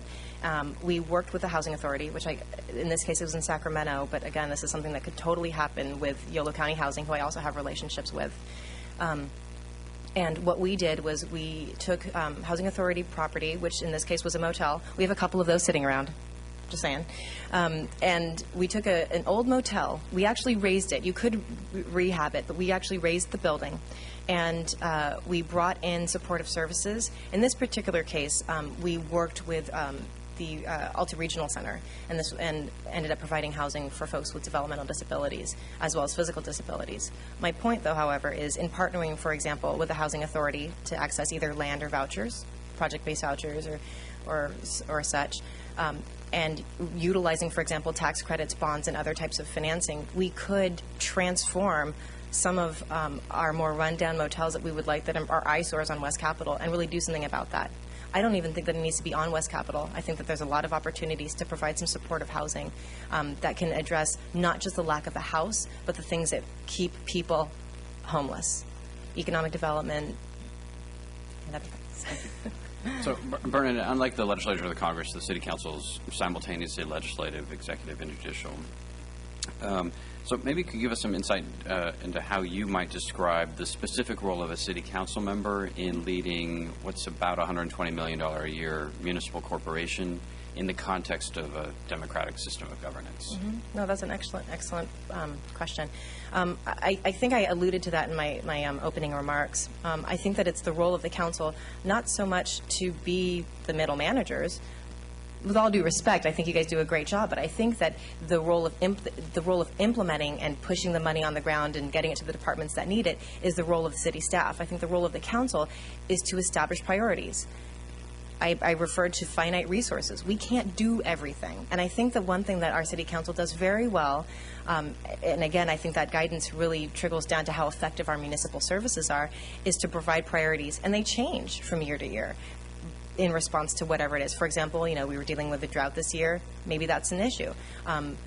Looking at opportunities with river crossings, that's important. So I think what it is accepting that we have finite resources and prioritizing that way. I think it's important to take advantage of when you have other resources, let's say that federal funding comes available or an opportunity to partner around the region on, say, a transportation initiative. I think you have to change your priorities as we do, periodically. So I don't know if that sufficiently answered your question. All right, now we're going to turn to that's all the questions. So we're going to now turn to the closing remarks. If you'd like to make something up to a minute. Let's see. So what did I miss? So anyway, I think to follow up on what I said on my opening statements, I hope that this evening in my 15 minutes of fame, I had an opportunity to share with you that I think that I can provide some really incredible civic innovation for our city. I think it's one of the things that we do so well, particularly for a city of our size, to innovate. And I think that, again, my energy, my youth is something that will really contribute to that. I also want to highlight that I think that I have the relationships that are critical to moving forward our current priorities and what I imagine will be our priorities in the future.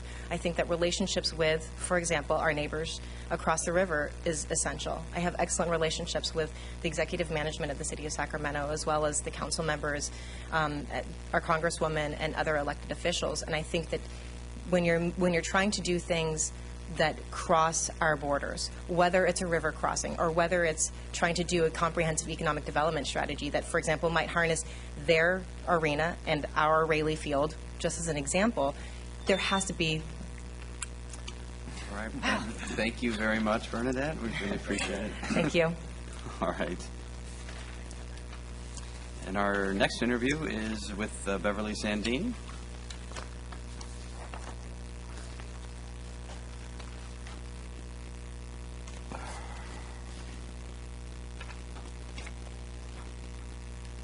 Good evening and welcome. Good evening. As you know, we're conducting 6 interviews, all with the identical structure and format. We want to thank you for stepping up to apply for the vacancy in the short period of time that we had it open, and also for being with us this evening, and for all of the service that you've done in the community up to this point, and for your willingness to serve even in a more intense way. The way we're going to proceed with the interviews, we're going to invite you to make some opening remarks for up to 2 minutes. That'll be followed by questions from the members of the council, and we'd ask that your responses to each of those questions also be no more than 2 minutes each. And then at the conclusion, we'll ask you if you have any closing remarks that you'd like to add. The timer is a strict one, so when the timer goes off, I don't say, could you start to work to your to conclusion. We actually cut off at that moment, so if you manage your time that way. So with that, thanks again for being with us, and why don't we start with your opening statement? Thanks. Good evening, Mayor Cabalden and members of the City Council. As you know, my name is Beverly Sandine, and I'm honored to have been selected as a finalist for this open council seat. I would like to thank you for the opportunity to share my qualifications and my deep interest in serving our city and its residents. You have a unique opportunity to select a colleague who, for the next 2.5 years, will complement your collective skill set and who will join you prepared and ready to move the city's policy agenda forward. I believe that I am the best qualified candidate for the job. I am starting my 10th year of service on our city's Planning Commission, and of course, I am grateful to you for your support in my service over the years.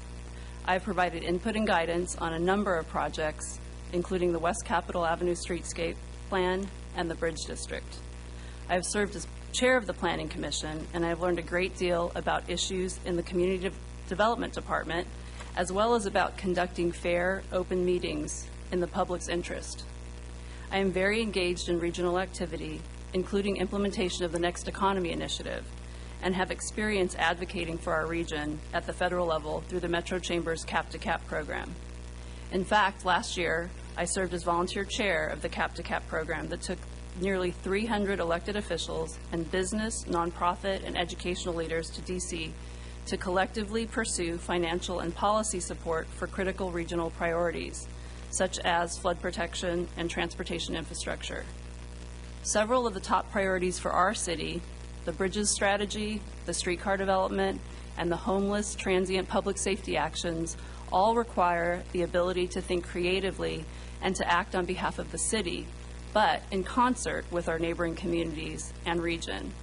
Advocacy and partnership at various levels of government will be necessary for success in these endeavors, and I have the ability to add additional strength to the council to see these projects move forward.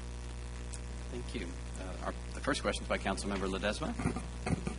Hi, Beverly. Hi. Hi. Thanks for applying, and thanks for coming out and spending time with us tonight and indulging our questions.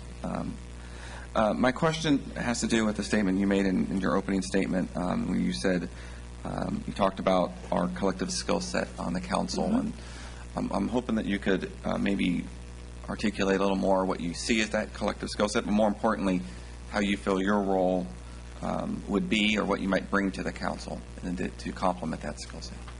Of course. I have educational background in transportation and have also run large, complex organizations. And I noticing some of the assignments that the council has on various committees. I see that Councilmember Villegas, in his absence now, there's a position for transportation. I feel like that's something I could bring forward quickly. I also have background in education, mostly higher education, but I know that there's a lot of work that the council and the city is hopeful for in terms of working with our community school district. So I feel that I have background and connections throughout the region. I know that you all are well connected and that you do a lot in our community, but I feel like I even have perhaps some more across the river that would be helpful to the council. Mr. Christoph. Hi, Beryl. Hi. What are your thoughts on PLAs, project labor agreements, and how they either relate or apply to the labor peace movement? So The project labor agreements are between, organized labor and whomever, and the labor peace organization, or movement, I call it. And that is just, those PLAs help smooth the way for labor peace so that there's no strikes or there's no actions taking against the community. So in general, I think it's important for our city to have good relationships with those members of our city staff who are involved in or have labor agreements. So I think that we need to be having conversations and coming to the table and working on agreements. And I think also just in terms of our city as an important destination and working with various industries, I think we need to have an openness to having conversations with labor unions. So that's a very kind of general answer. Mayor Pro Tem Johannesson. Beverly, you know that West Sacramento, where council is elected at large as opposed to districts. How would you, what does being elected at large mean to you, and how would you implement that as a council person? So I think being elected at large, and this would be appointed at large, elected at large means that there's a responsibility to represent all the citizens, not just citizens that may be close in your network or framework. So I feel that I already am connected in many levels in the city, but I believe that meaning is complete, is the entirety of the city. So making oneself available to all the citizens, and to bring and to hear their thoughts and bring them forward, or to listen and understand all of the issues in different neighborhoods in our city is important, as well as businesses in our city. Thank you. So in your written application, you talked about the Pioneer Bluffs and as one of the priority areas that you would want to focus on. So just for purely for purpose of constructing a hypothetical. So let's say you're on the council, you've been working on a project, the first project at Pioneer Bluffs, closely for months, and it's coming to the council for its approval. And you arrive that evening, and the room is packed, standing room only, with citizens in the community who are opposed to the project that you've been working on. How would you react or respond or deal with that kind of a situation? Well, fortunately, I've had similar kind of experience in service in the Planning Commission, and I have always listened. I've come to meetings of the Planning Commission, even if I've done a lot of work or feel that I've understood the project. I've always come with an open mind, so listening very carefully to what what citizens feel, what their concerns are, and to, again, to keep an open mind before making a determination. I think that that's the importance of having a council where the public, where we are listening to the public. And so I think at least just listening to with an open mind to all the comments, and it probably would be a very long evening. I've had some of those with the Planning Commission. So keeping patient, keeping open, and listening, and then trying to reflect what I may have been working on, and putting that through the lens of others in the community, and then coming to a determination based on all the information that's come forward. Mr. Ledesma. Thank you. Beverly, my second question has to do with the city budget. What I'm looking for is just what your approach or thoughts are on the city budget, given the fact that the city still has some fiscal challenges. It's lagging behind the economy, which seems to be percolating back up, and with that comes some expectations from residents or others on the increasing services. So I just want to get your thoughts on or your approach to the budget or the budgeting process with that in mind. So I think that's probably one of the greatest challenges to a municipality is taking the budget and keeping it whole and being able to meet the expectations of the community. I think there are a number of things. In fact, there's an item coming next on the agenda that is looking at coming up with accessing grant dollars. I think all of the partnerships that we have to maximize our resources as a city are important. So I feel that we should be looking for the staff, and probably mostly in this case, but also elected officials, looking for opportunities to bring in more resources to the city in different forms. I think also we're always having to balance when and how we might need to ask the citizens to pay a little more for services. So I think that's also discussion that comes before the council. Are there fee schedules? Do we need to be looking at a possible tax increase, or are we able? What are we able to do with the resources we have, and are we maximizing them? But we may need to look at other things as well. Christoph. Because you're still a young lady and still working and doing all the things, producing, and do you have the time to put into the daytime meetings, and whether they be 2x2s or whether they be council appointments or whatever it may be? Do you have the time to put in if you are the one that's chosen? I've spent a lot of time thinking about this and speaking with my employer about the support and being able to have the reasonable time off. And that actually was a huge decision before I even put my application forward. So I can say yes. All right, Mayor Pro Tem Johannesson. Thank you. Beverly, a number of issues come to the council as planning commission that are difficult, and the solutions are elusive. One of those issues is homelessness, and how would you approach that? I think homelessness is one of the intractable issues. It's very tough, and I know that you have spent a lot of time and effort on that issue. I think it's one that relies.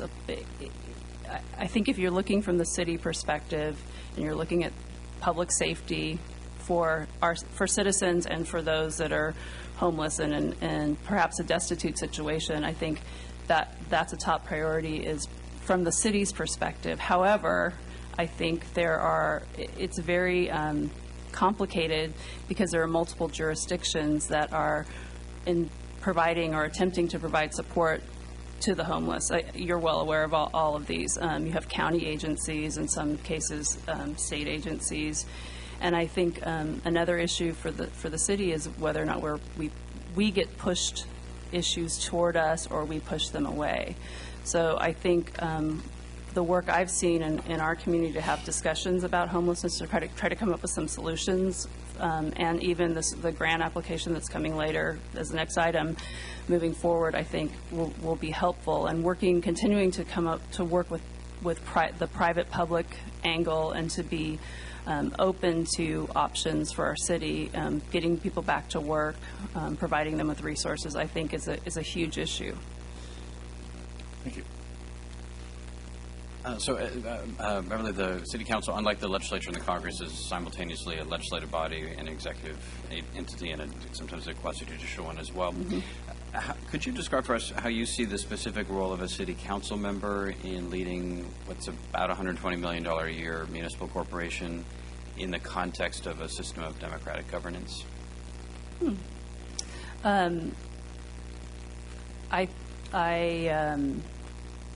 I've studied up and am aware because similarly as the Planning Commission, the legislative and quasi-judicial responsibilities, I think it's the City Council's responsibility through that to set laws for the city, or codes and ordinances that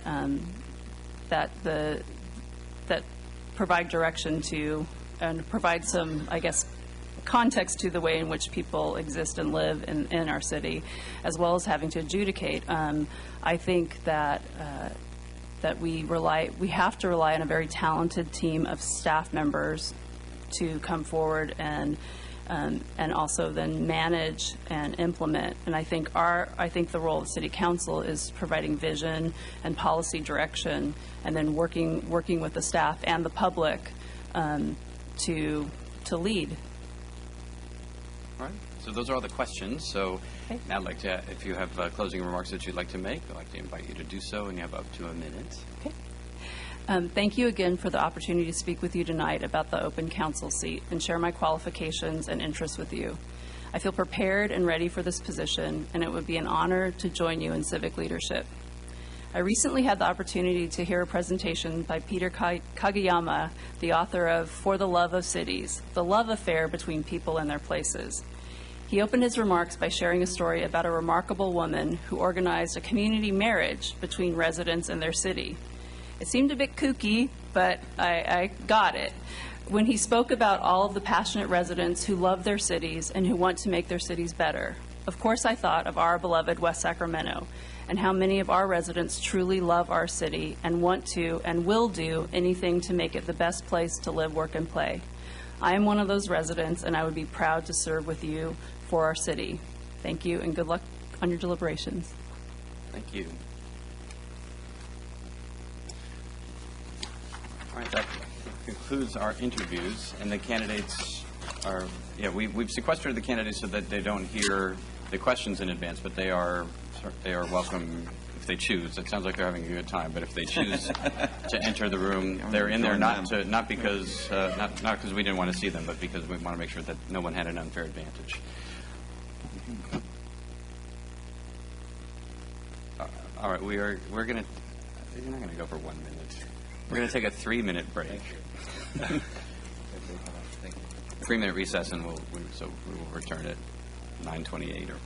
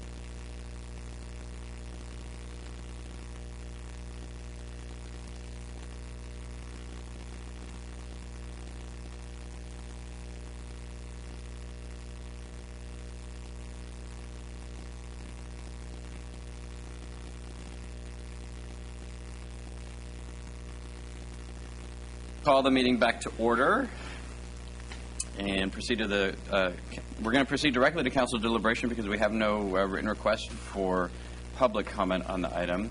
So we were going to move to the straw poll unless there are any comments or discussion that members of the council would like to engage in at this time. So the Mayor Pro Tem Johannesson. Yeah, I really appreciate everybody coming out and doing this. I know it's nerve-wracking, and but I think through the process, at least I've got a lot more information from each of the candidates than any of the applications. You know, you can, of course, kind of see people perform to a certain extent. So for me, it was very rewarding, but, you know, I think we stayed pretty fresh to the very last last interview. And so I really appreciate everybody coming out. Thanks. Thanks. I'll agree, and just to add, thank you. It's way easier than an election, though, so I'm not that thankful. I mean, 20 minutes of an awkward interview is way easier than a campaign. So this, I know, for you got lucky on this one. This is a seat that was vacated by Councilmember Villegas when he was elected to the council, and both Mr. Christoph and I were here. It was a very different city council, in some ways a very different city. At the time, the council was, I think other than Mr. Christoph, the entire city council were employees of the state government. Yep. The entire city council at that time, like now, was all men. The entire city council, just shortly before that, all lived in the central part of the city. And at that time was split between the central part and Southport. It's interesting because so many people today describe the city as being Southport and Broderick, and they've forgotten the middle part of the city, which is the largest part of the city. Southport's not a majority of the city. We heard that a couple times tonight and in the application. Southport's 40% of the city. There's a lot of people that live between the barge canal and the railroad tracks. And some in motels and mobile home parks, but also in the state streets in West Morris where the city was created. And so this is a very different pool of candidates that emerged this time. And I don't want to say I was moved to tears, but I was very moved by the evening and the applicants, the quality, the passion, the diversity. You know, that group when we were there with all state employees. This time we had state employees. We had folks who were running companies, who are rising up in companies, who are education vice chancellors, and folks who have backgrounds in social work and in development, folks from a wide age spectrum. I mean, it was a great group of candidates, and who did spectacularly in the interviews. I was hoping it would get easy and folks would give some fatal answers. Then we'd get down, 5 people would give some horrible answer on questions, and we'd get down to the obvious choice. And at least for me, that's not what happened. There was some really terrific interviews this evening, accompanying some great applications. But also, because we're a small town, there wasn't any of the 6 that I don't know in one way or another. And so all if you've only watched this on television or in the audience tonight, I would definitely encourage you to look at the applications, because most of the candidates didn't even talk about the depth of background that they have professionally, but also in this community, and candidates who, you see at every crab feed or at every concert of Mike McGowan's band, and there's a lot of them, that are eating at Broderick one night and at the eatery the next night and at Emma's the next night. And there's a deep heart and connection to the community across the pool of candidates. So it was for me, it was very encouraging to see. Now I know I probably spurred all my 2 colleagues to join and say something as well. So, Mr. Ledesma? I won't. I'll be brief. I won't take the whole 2 minutes. But I just want to thank all the candidates and applicants. You all just, I echo what the mayor said. You all were spectacular in your own way, and it just makes me very proud of my community. And so many people that I know, many of you, met a few of you tonight. But reading through your applications and what you do every day in our community was what more impressed me, and that you're willing to come out and do more. That, to me, is the inspiring part of tonight. The choice is very difficult tonight because of you. But I want to thank you for your time and for your efforts, and no matter what happens tonight, I hope you will continue that in your service to West Sacramento. So thank you. Yeah, I too, again, I'd like to follow suit. I'd like to thank each and every one of you. And the only thing that I would say is going through this interview process that you've gone through today, you've just made it very difficult for me to choose, because you all are excellent people. I mean, all of you would serve very, very well on this council. And I can tell you that because I have been here since day one. And I know that you would serve very, very well. You'll do a great job. I mean, we only get to choose one. And so just make sure you keep that interest, because it's the interest that you have shown that really perpetuates the city of West Sacramento. It just shows all of the good attributes. It shows all of the attributes that people are looking for in a big-time city, a small-time city, a place where you can work and you can play, and just really, really enjoy yourself. And it's folks like you that really make the community. You make it. And I certainly appreciate not only the interest that you had in applying, but also the interest that you have in making our community a better place to live. Thank you. All right, so we're now going to proceed to our straw poll. This is a non-binding poll simply to help us focus the coherence of our discussion. So each council member has a written ballot. Unlike Sacramento, because we don't take recorded votes often, we don't have a little button that we push that shows up at this place. So each going to fill out a written ballot. Each council member has been asked to record the names of their top three of the 6 candidates. They don't need to be in any sort of sequence, ranked order on this slip. Then the city clerk will collect the written ballots. She'll read the results of each ballot, including the name of the council member who cast it. It is entirely transparent, but we're doing it this way so that we don't game each other in our votes. So if the council members would each fill out their ballot, and then the clerk can collect.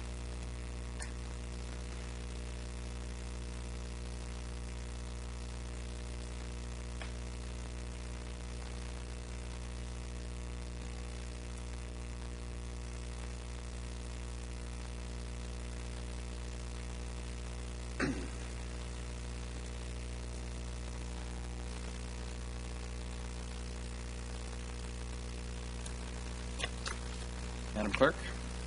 Thank you, Mr. Mayor. Starting with Councilmember Ledesma, we have Guerrero, Sandin, and Eckler.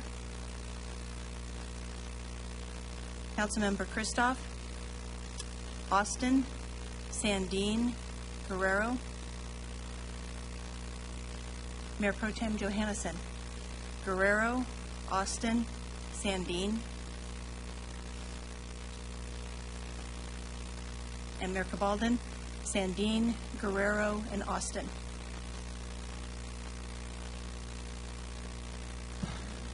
All right, so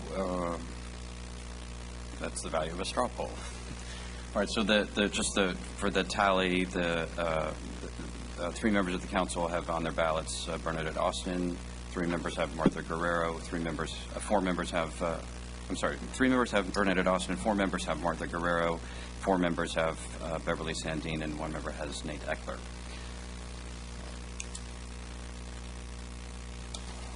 So it's now in order for any comments or discussion, and the threshold has been met if any member of the council wishes to make a nomination, but discussion is also in order.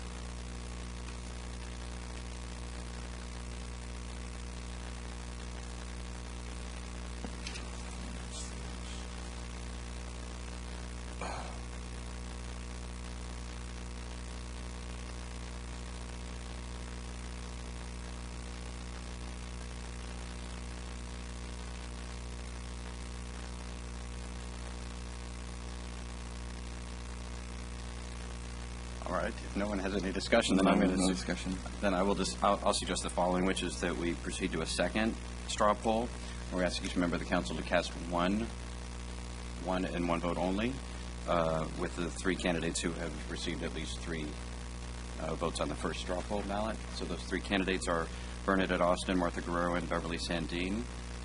So I would ask each member of the council to fill out the poll number 2 ballot with the name of the one candidate among those three.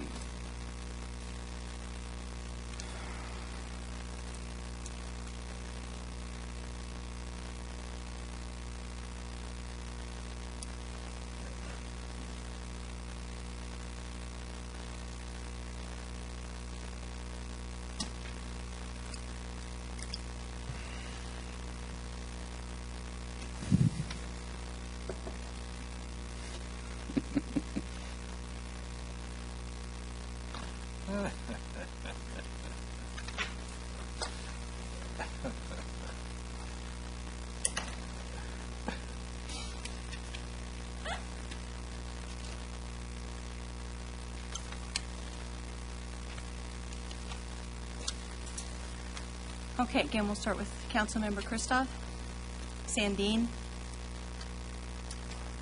Councilmember Ledesma, Sandine, Mayor Pro Tem Johannesson, Sandine, Mayor Cabaldon, Sandine. All right. I'm going to suggest no further discussion is necessary then. Congratulations. And ask if there's a nomination. The straw polls are simply for informal purposes to guide our discussion. I'd like to, or else, Mayor Pro Tem Johannesson has moved, and I'll second. Mr. Ledesma has seconded the nomination of Beverly Sandine. All right, seeing no further discussion, all those in favor, please say aye. Aye. Any opposed? Hearing none, that motion carries, and Beverly Sandine has been appointed to the Sacramento City Council. Congratulations.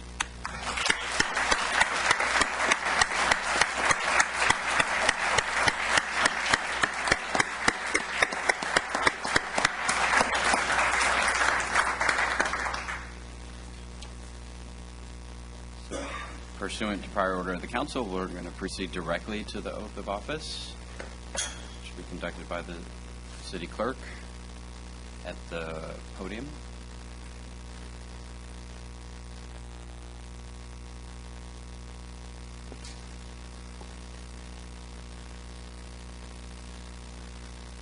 Repeat after me. I state your name. I, Beverly Sandine, Do solemnly swear solemnly swear that I will support and defend that I will support and defend the Constitution of the United States the Constitution of the United States and the Constitution of the State of California and the Constitution of the State of California against all enemies, against all enemies, foreign and domestic, domestic, that I will bear true faith and allegiance that I will bear true faith and allegiance to the Constitution of the United States to the Constitution of the United States and the Constitution of the State of California, and the Constitution of the State of California, that I take this obligation freely that I take this obligation freely without any mental reservation or purpose of evasion, without any mental guilt,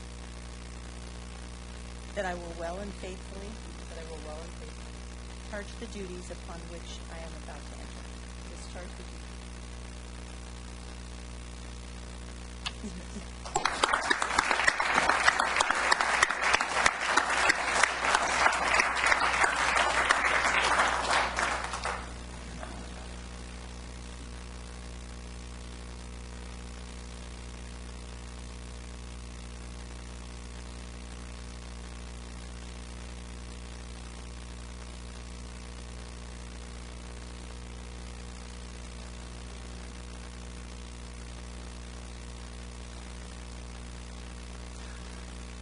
You now have the opportunity to make any further remarks, and you have no time limits. It's an honor to join the council, and there, as you've mentioned, there were tremendous folks who were interested in this position. In the waiting room, we talked about how fortunate we all were, and how fortunate the city was to have such great citizens and folks who really care about this community. So it's truly a huge honor for me to be joining you here at the dais, and I look forward to working with all of you and for the city and for its citizens in the future. Thank you. All right, and I know all the candidates are still here, and actually there are other folks that are in the chambers this evening who were among the 25, not the 6 who are just that committed to this community in which they live and serve, that they wanted to be a part of the evening as well. And I do want to say what I know has been said earlier, how much we encourage you to both stay involved, but I have no question about any of that for any of the folks that applied. But to deepen and to broaden involvement, this is particularly true for the full 25. There's so many opportunities to be parts of lots of dimensions of this community. There remains lots of areas where the leadership of the city, and not just the 5 people, can be stronger and continuously more diverse. I was extraordinarily pleased to see the candidates emerge. When I first came on council and I was asked to make nominations for boards and commissions, and this might be for you, Dean, to find, to borrow the words from some of the candidates, a new generation of leaders in the community at that time was extraordinarily difficult. There were not a lot of paths for folks to start, and most of the city council members had grown up here, many of them had been born here, and most of our commissioners, same thing. The Chamber of Commerce and the Rotary Club and the Friends of the Library and the Ducks Unlimited were the paths to involvement, and those all remain important institutions and ways to become involved. But I think what we saw tonight was folks who are, raising young children and volunteering in their schools, or are part of a movement to try to get, give voice to folks with the urban farms, who have, created. Out of nothing, youth organizations where nothing existed, and the need was great, and just in the inventiveness and the creativity of the new generation of our residents that's been demonstrated throughout this process, I found extraordinarily gratifying. It was something that we didn't see 15 years ago, and I think it speaks volumes for the community. And one area of the city that has not been on the council for a long time, there are 2 of them. One is Broderick and Bright proper. When we were doing the reviews of the 25, I had kind of tried to look at the geographic diversity of the city, and one of the candidates mentioned new versus old, and I didn't quite do it that way, but did carve out the waterfront districts as a different place, recognizing that the rivers and ironworks and Washington Square are not exactly the same as Elkhorn Village and Bright proper and elsewhere. And the 2 areas of the city that haven't had representation really are Bright and Broderick, and then significantly the Bridgeway area of the city. Essentially the whole western, the part of Southport on the west side of Jefferson, which hasn't had the seat on the council either. And so I think we've rectified that this evening. There's a lot of other gaps and what have you. But I think the first round of balloting was clear in the sense that this council recognized the importance of gender diversity in our council too. It's an issue that the voters have sometimes tackled and sometimes haven't, and I'm very proud that Councilmember Sandine joins the 3 women in the history of the city that have served on this body. It's about time, and so that was a significant gap. I know all members of the council and a lot of folks in the community believed rightly needed to be rectified, and so I think that's happened. But that issue aside, I think we're very fortunate to have someone of your caliber joining us. And we now have a vacancy on the Planning Commission, just FYI. All right, so we're going to proceed directly to item 3 now, which is a public hearing to consider Resolution 14-11, authorizing submittal of a 2014 Community Development Block Grant funding application to the State of California, and if funded, authorizing program income for grant activities. Ms. Collis?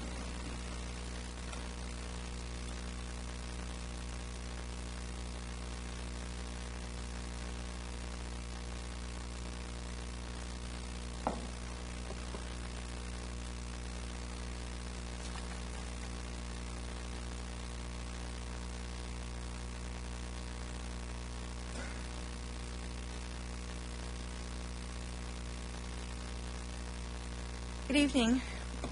I'm here this evening requesting that the City Council conduct a public hearing to consider an application for 2014 Community Development Block Grant funding to the State of California. Community Development Block Grants, often known as CDBG. These are funds that come from the U.S. Department of Housing and Urban Development. to cities and jurisdictions. Because we're a small city, we have to apply directly through the state to get our funding. CDBG funds must be used for one of the 3 national objectives, and the primary objective is to benefit low-income households, as defined as 80% or below of our area median income. The other 2 objectives are the elimination of slums and blight and urgent need, which in CDBG terms only refers to something immediate and unexpected, like an earthquake or the recent drought or a flood. The staff report that was presented to the council recommended some activities for funding, and I'm here this evening to change my recommendation with apologies. We learned just yesterday that it is very possible that the city might lose its $1.2 million in program income that has been received from previous grants if we do not allocate that fund to those funds to a project within a very short period of time. The state is getting ready to change the way it uses program income at request by HUD, and this is something they don't have control over. This is something that HUD is leading on. So the recommendation before you this evening was revised in a memo that you should have received at the beginning of the meeting. Just to recap, we have $1.2 million in program income at this point in time, which is a lot more than we normally have on hand. This is due to some unusually large loan payoffs over the past 6 or 8 months. We are allowed, right now, we're allowed 2 program income waivers that would allow us to allocate funds to a project. That is going to go away fairly soon. So therefore, we need to make sure that we allocate that in a timely fashion. The grant application is due a week from Friday. Maximum request is $2 million, and we can request that for up to 3 activities as defined by the state. We cannot apply for any more CDBG. If we get this grant, we will not be allowed to apply for new funds until at least 50% of this grant is spent down. So we want to be cognizant of the fact that we want to try and fund projects that are ready to move. So within these constraints, each activity type has a certain amount that you can apply for, and those are correct in your staff report. The amended application recommendation is for a significantly smaller amount than the $2 million that were allowed.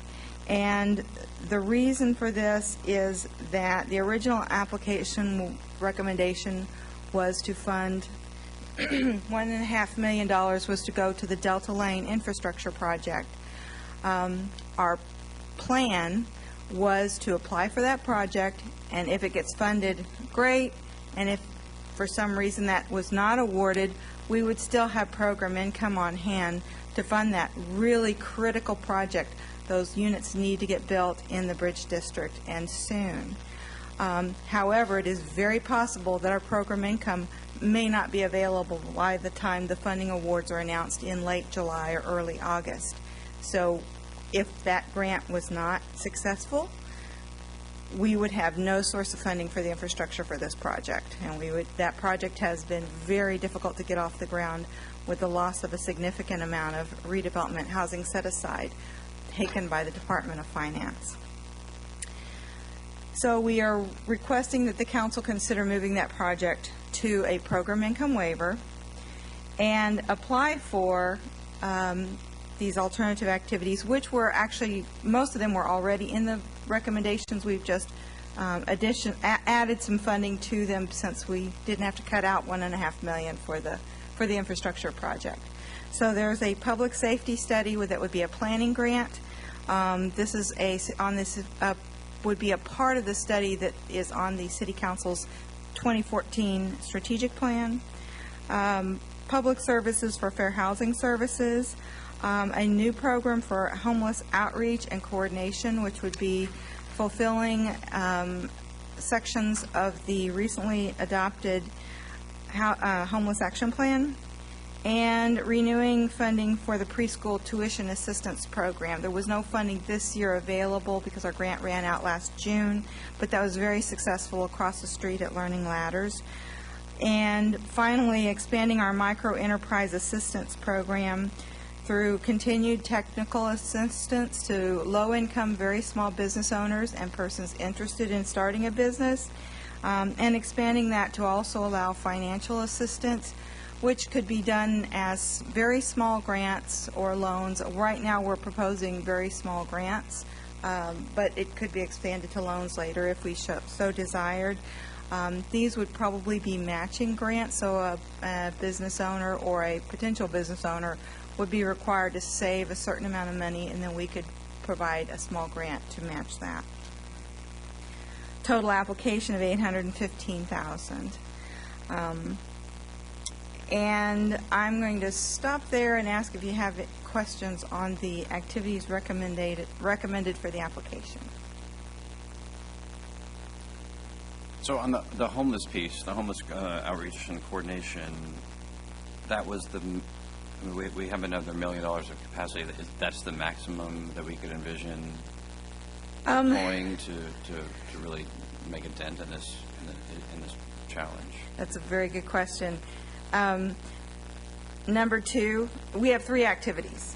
Activities 1, 2, and 3. Under Activity 2, Public Services, you can actually apply for up to 3 public services, but you're limited to $500,000. So if we could increase the homeless outreach and coordination as a service, but we would have to eliminate or decrease fair housing services or preschool tuition, because those 3 together cannot exceed $500,000. We bumped them up to hit the $500,000 in this recommendation. Any capital type projects such as supportive housing or transitional housing or a shelter, you would have to have site control and firm cost estimates to score well enough to even consider an application. And at this point in time, we don't have a project that's quite that far along. We were kind of hoping to save our program income in case one came along, but we're not going to have that option, unfortunately. So, do we those 3 items add up to 465? Is the administration counted under something? Yes, because the state has changed the way they do general admin, so I have to take the general admin. 7.5% comes out of that $500,000 and is down on the line in general administration fee. We used to be able to add it to the top. They don't let us do it anymore. So those 3 numbers there actually add up to that $500,000 less the 7.5% general admin fee that will require. We don't even have an option. I mean, the application just takes it out. Other questions at this time? Yeah, Louise, if you don't include homeless outreach and coordination, can that 200 and something thousand goes towards technical assistances under micro enterprise, or can that go someplace else? It could go to actually, we could increase the micro enterprise technical assistance without affecting any of the public services because it's a separate activity, and we can actually request up to $300,000 for micro enterprise technical assistance. We just wanted to make sure that what we're asking for is something that we can spend in a reasonable period of time, because if we ask for more than we really need, then we have a hard time meeting that 50% drawdown. So right now, we will, if our application is successful this year, we will not be able to apply next year because there's no way we can hit the 50% mark. But we're really going to try and hit it the following year for 2016. And if we applied for more micro enterprise money, I'm not sure we could hit that 2 years from now. Well, from my perspective, I would just as soon do away with the homeless outreach coordination. I mean, I don't think that we need that. I don't know what it's going to bring to the community long term this year. That's my opinion. Okay, if there's no further questions or discussion, at this time, we're going to open the public hearing on... I was just stopping, if I might, I wanted to go on to the next recommendation before we hit to the public hearing. Okay. Well, if I might, the public hearing is only about the application, but No, would it's fine. you... Go ahead. Yeah, good. Okay. Just let me, so I'll finish up. So the second recommendation is not necessarily a part of the public hearing, and we're not asking for a vote because that's not allowed until we do a separate public hearing on program income, but we are asking for direction from the council on whether the staff should begin formulating a program income waiver request to the state, first to fund the homeless outreach and coordination position immediately instead of waiting for the grant money, which will be probably, if we are successful, would be available in January of next year.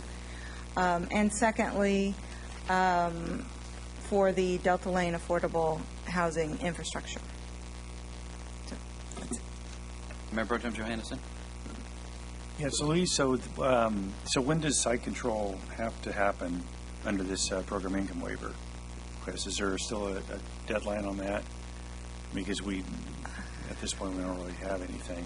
Well, if we're recommending to use the program income waiver, basically almost all for Delta Lane, we already have site control for that. Okay, and the homeless outreach, that's just in addition to what we're doing? The homeless outreach is a program, not a physical project with a physical location, so it doesn't have a site control requirement. Okay. It's a service rather than a structure. Okay. All right, thank you. And with that, we'll open the public hearing on item 3, beginning with Mr. Lowell.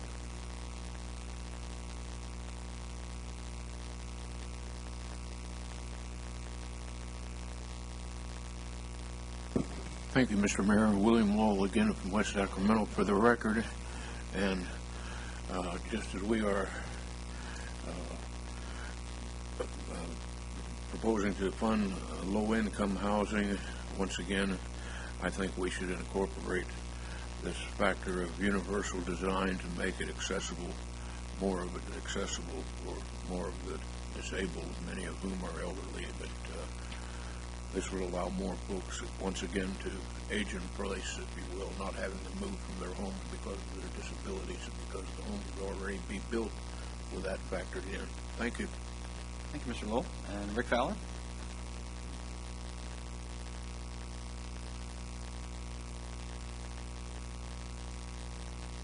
Mayor, council members, the comment I wanted to make that is of concern that may or may not be relevant, but it's specifically about what appears to be the consideration to reprogram the $1.2 million of program income to commit it earlier than we thought it needed to be committed in order to get the $2 million grant that has to be filed by the 11th of April.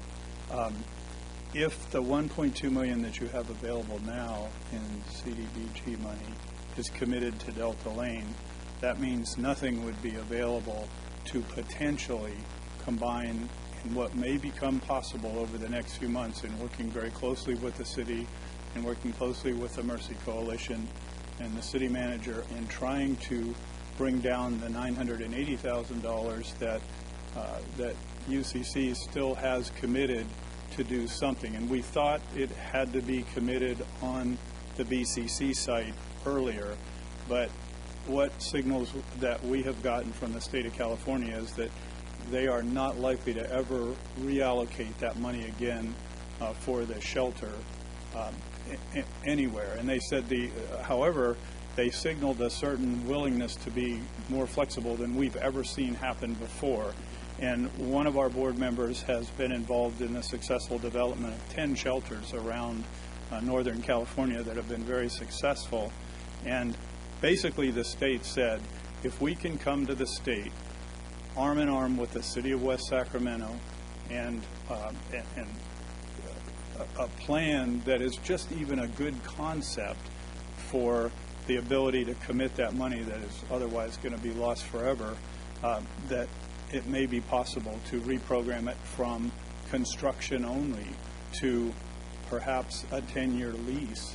And we have determined that it's possible to find modular construction that could be purchased right within the city of West Sacramento.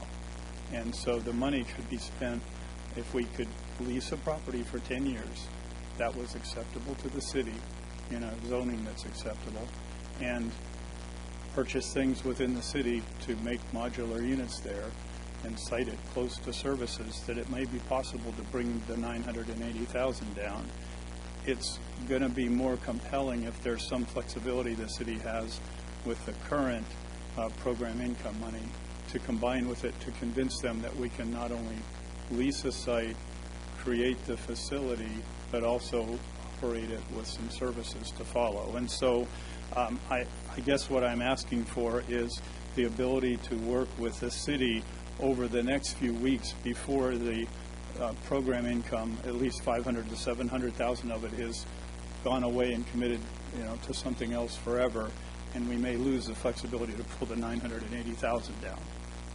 Thanks, Rick. Okay, and with that, we're going to close the public hearing on the item. That's all the requests we had to speak on it. Louise, did you have anything further?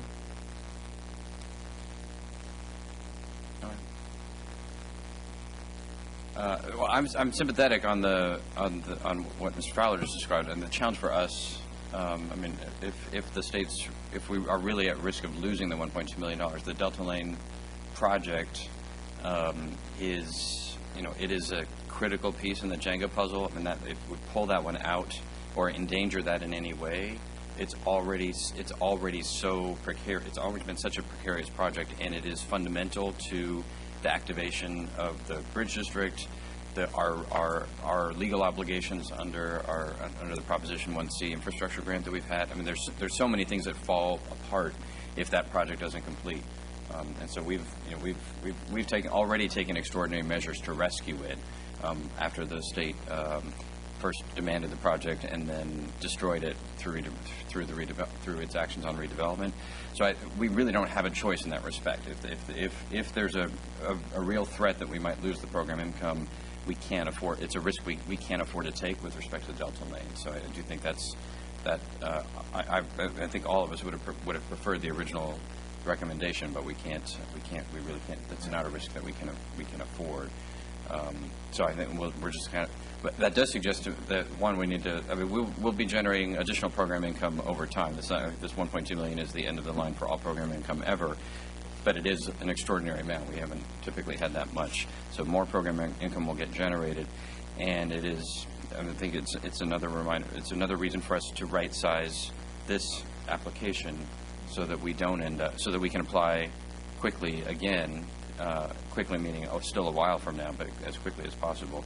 And so I guess to that end, I had two questions. One was, or maybe not, maybe they're not questions. I don't know. But the fair housing piece we can't expend quickly because it's a 3-year contract, or the payments are made on an annual basis. So we're sort of, are we forced to extend the spending on fair housing for a 3-year period by the structure of the contract?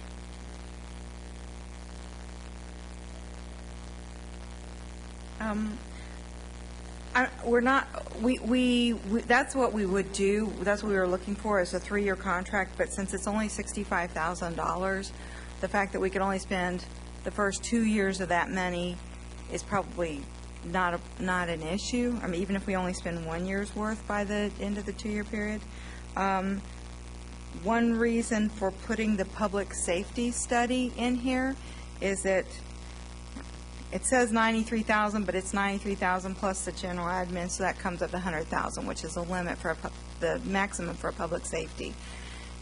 And that will be for sure done within that, or fairly soon, within that first year. So that immediately gets rid of, 1/8 of the grant. And we could also, with the preschool assistance, fund more children in the first year.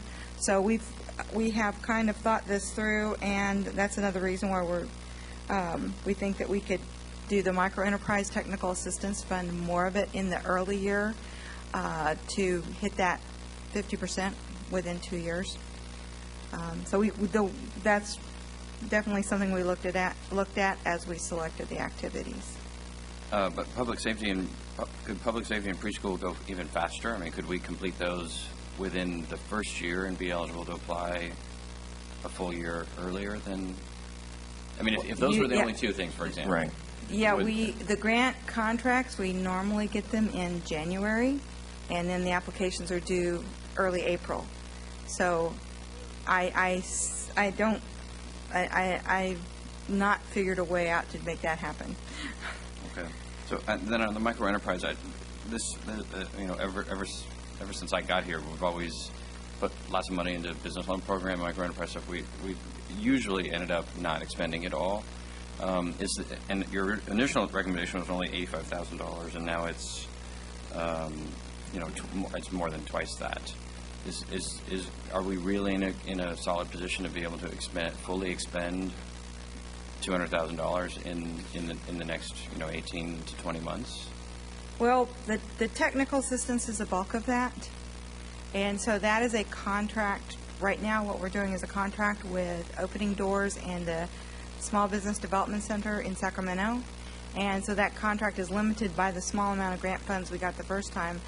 They've indicated that they would be happy to do more, but it was a pilot basically the first time around, so we limited it. So would they be happy to do more fast? I mean, what's the nature or the time frame of whatever contract we would be providing in the micro enterprise assistance? I mean, is that a multi-year arrangement with the SBDC or others? Or?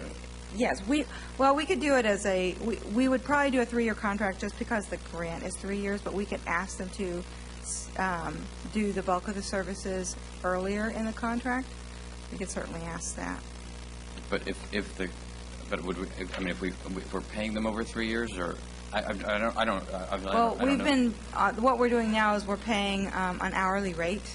So whatever services they're providing they're receiving reimbursement on an hourly rate. Okay. I mean, for me, the biggest heartburn on this, other than what the conversation we just had, is I don't want to wait a second longer. I mean, this is an important source of funds. We have a lot of key needs, and some of these are not our highest priorities. It's just they're eligible at the moment, and other things aren't. Right. So I just don't want to be in a position where we foreclosed for 2 or 3 years on our ability to apply because we are just filling up the application with stuff that's valuable, but it's not critical compared to some of the other, community development needs that we have in the community. And so that we're very precise. We're very precise about exactly what it is that we need and can spend, and that we are front-loading as much of that spending as possible to maximize the likelihood that we can requalify for CDBG fast. Mr. Ledesma? Thank you. And Mr. Mayor, I agree with everything you're saying, because the critical nature of the funding, getting it on the street and making sure we have the opportunity to apply the next time, that's foremost on my mind. What I saw in this micro enterprise, and you sort of asked the question, and what I read into the activities is that we are asking a third party basically to come in and provide these services. And based on what I saw in the report, there is a need for them. I mean, every time at least I'm reading in the program is we've had classes and people showing up. The SBDC, do they sponsor those, or Opening Doors? Opening Doors conducts the Spanish language classes, and the SBDC conducts the English language classes. And then for English speaking persons that want one-on-one counseling, they go to the SBDC. Right. And if they have language issues, if there's Opening Doors has Spanish-speaking and Russian-speaking staff, so they do the one-on-one counseling with those folks. So it's a partnership between the two. Right. But the point I'm making is it's scalable. We're not adding. It's not you or our team out there doing that. It's them. So to me, I felt comfortable in that nature, and I would agree with the mayor that the sooner we get those services on the street, the better it is for business owners, and the better it is for our purposes to kind of expend the money quickly and make sure we go through that.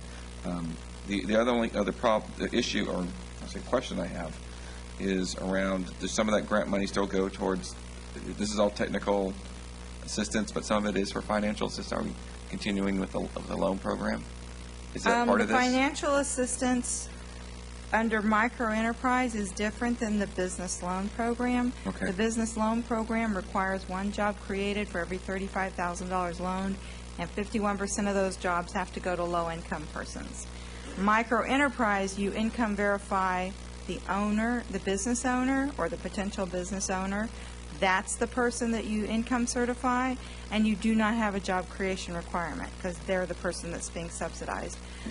So it's, and if we did grants, there would be virtually no underwriting as long as they had gone through the program and developed an adequate business plan. So it would be much less staff intensive. That's the question I'm getting to is no matter if it's a loan or if it's this process, is that going to be enough? Because I know in the past, I seem to recall in the past that we had issues giving out the loans because of the intensive nature of them. But is this one that's we're going to be expend pretty quickly? Do you feel comfortable with this?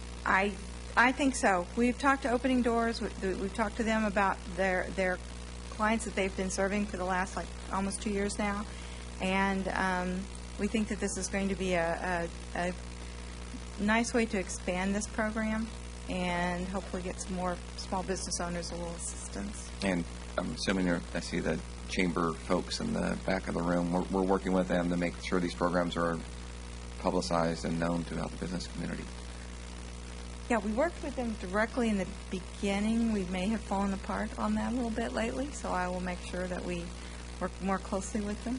It's a critical time, especially on these types of level of financial assistance in the community, to make sure those business owners who are striking out for the first time and they have the support they need. And so I support it as long as, again, you feel as a staff we can get through it quickly. I think that is the overriding concern. So thank you.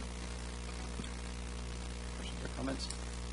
The only one other thing, and this gets to the homeless piece mainly, but it also applies to the microenterprise thing for me, which is I would like us to move to much stronger metrics of what it is that we're doing that aren't activity-based, that aren't we did this many classes or whatever, but what is the actual impact? The point of the microenterprise one is to create not jobs, but essentially the equivalent to raise the wealth and prosperity of individuals, in addition to creating new businesses that will provide services in our community. So that, to me, that's the ultimate. I'm interested in the activities, but not nearly as much as what's the bottom line impact.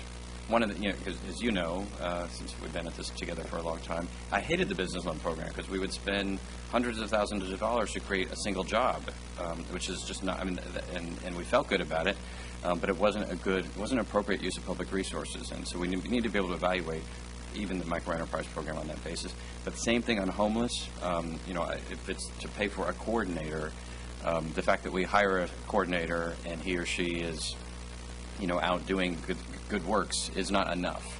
I mean, we need to be able to know and describe in advance what it is that we're attempting to achieve on the ground, and then be able to report, even if it's not necessary for HCD, but for ourselves. Is this the right investment of resources? Because I appreciate Mr. Christoph's skepticism, and I share it. But I think based on the action plan that we've adopted, this is an investment that we need to make if we're making it in a way that's going to be smart and actionable. And so I would just, the grant requirements aside, I think we need to have very clear metrics around performance and what it is that how we're going to know if we succeeded. That's not just a description of what activities we are engaged in, but what's the actual impact either in terms of community safety or in terms of the health and well-being and the actual service usage, healthcare and everything else by homeless individuals in the community. Mayor Pro Tem Johannesson. Yeah, maybe just to follow up on that. On the homeless issue, I don't have a copy of the homeless study in front of us, but I believe that one of the issues there was creating metrics, creating some type of benchmarks. Now, with this type of service, homeless outreach and coordination, would that include the identification of these benchmarks and then implementing that? I don't really know what the scope of work is going to be. And how this person is going to fulfill the coordination piece in the action plan, which is to facilitate coordination between the county and the city services, like the police department and the mental health department and those sorts of things, but also to get the smaller nonprofits and the churches that have a food closet and everything, talking to, first to make sure that we know where resources are, other than just the ones that the city's paying for, but other resources. And secondly, to help grow capacity in those small organizations so that they can hopefully be a bigger part of the solution in the future. And then the other piece that this person is going to do is something that came out of the homeless study, and that is working directly one-on-one with people that living in a transient state in the motels and in the camps. Because if you're wanting to do a housing first model, most of the research says that they're not successful unless they are able to form bonds and trust with these homeless folks. If they're chronically homeless, they've been on the outskirts of society for a very long time, and they have a hard time trusting. And so this outreach person is to help form those bonds and trust so that we can work towards that housing first model, getting them into the services that are going to be needed for them to be housed. Right, but I guess the point is that as we start spending money, we're going to want to see that it's doing something. So, even the outreach to the community, even the coordination of services, you're providing services to homeless.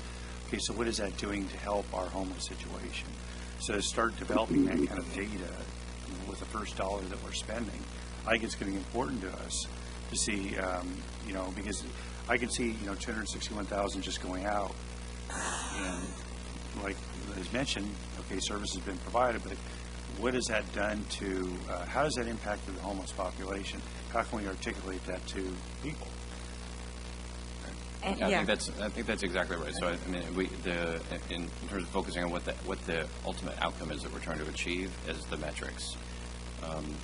So because it's more regular for us to have reports that say this many referrals were made, but that doesn't actually tell us. Okay, but is the homeless, our homeless individuals actually getting, are they dealing with a chronic mental health problem for real? Have they gotten health care? Have they gotten to shelter for real? Not just, but not simply did we connect them to somebody else and refer them to them, and then that's the end of the line, and that's a success. Or how many meetings did we convene of collaborative nonprofits? To me, that's not. I mean, we need to know that, obviously, from a management perspective. But to evaluate whether that was a good investment, I need to know. Well, okay, but what was the result in terms of the lives of homeless individuals and/or impacts on the community, in terms of what's actually happening on the ground? And I understand we haven't done that before in a serious way. So it's not like we just have the data capacity and the systems are all set up and all of that. I get we have to build that, but we have to build that. Because it's too easy. There's almost an unlimited number of things we could be spending money on homelessness that are about activities. Everyone has an idea about an activity that should get done, but we need a set of activities that are in a strategy that we can know are or are not leading to the outcome that we're trying to drive, which is improving the lives of homeless individuals in our community and minimizing the impact that they're creating on other residents and businesses in our community. All right, anything further on this item? Mr. Ledesma? Well, I agree. I'm just wondering how do we affect that? Is this going to come back at some point? Yeah, Mayor and Council, I'll back up Louise a little bit on this. This particular coordinator position was really a focus of ours to get the county to step up and have a homeless coordinator at their front door so that the services that they provide, we would have a liaison, the police department would have a liaison to county services so that we could leverage what we already have in the county programs, so we'd have a better idea where we could direct people. Also have somebody that would work with the faith-based communities and others who are interested in this. I think the idea of having a matrix and what they're actually achieving is key, but this is an effort for us to step up and fund a position we thought the county should do. They've come back to us and said that their programs don't allow them to have a liaison. They don't have the ability to give us a one-stop shop in terms of directing. So we envision this person maybe even being housed in the county if that's the most effective way to use them. But we're going to have to come back, I think, with a public hearing next month on this, and we could develop this matrix that you're talking about. I absolutely agree. If we're going to have a 2-year program, we ought to have some real good results so that if it does improve services, reduces homelessness, reduces crime, then that positions us to continue the program. I completely agree. But I mean, in fairness to Louise, this was something that we came up with in the last few weeks when the county said that they didn't have the ability to fund a liaison to the city. And if it's just 100% coordination, it's not CDBG eligible. It has to have service provided. So we split the difference and made this person an outreach and coordination person because the outreach was considered key in all the studies we looked at for the Housing First model and any programs that were truly dealing with a chronically homeless population. 2 things. First of all, I think we're actually in the council discussion phase. So, Mr. Christoph? I mean, the more we talk about this, the more bizarre it becomes. We've been a member of Yolo County for an awful long time. And Yolo County has always had a homeless coordinator or some kind of a homeless person. And we've been part of that. We haven't received any services. We haven't gotten the kind of attention that we should be getting. But to want to spend $261,000 and house somebody again in Woodland, what makes anybody think that those services and those funds and that attention that is necessary is going to come back to the city of West Sacramento? And then, of course, we need that matrix that shows exactly what they're doing. They're not going to do it. It doesn't happen. We're just throwing $261,000 down a rat hole. It always has been that way. So, I mean, I think that we just do away with that $261,000 and don't even have a homeless coordinator and just fund the other kinds of things that I know we can at least take care of and we can take a look at. But just because it's some kind of a state program or some kind of state money, we've got to dip our toes into it to get it. Well, we don't. We don't have to do that. So, you know, I would say no, we don't do it at all. And we just spend, or we just request the money for the other items that you've outlined. Just for clarification. There was no question. So, is there further discussion? Mr. Ledesma? All right, I'd like to move the recommended action. I'm looking for adopt revised resolution 14-11 requests 2014 CDBG funds for the recommended activities. Is that correct? Is that the correct motion, first of all? Because we have to remove, right? And are you moving all 3 items? We have to provide, well, yes, because it would have to, right? So the 3 items were just to provide direction. Well, the second item is to provide direction. We provided the direction. Yeah, so this is the first item on the application. Okay. All right, so it's been moved by Mr. Ledesma and seconded by Mayor Pro Tem Johannesson.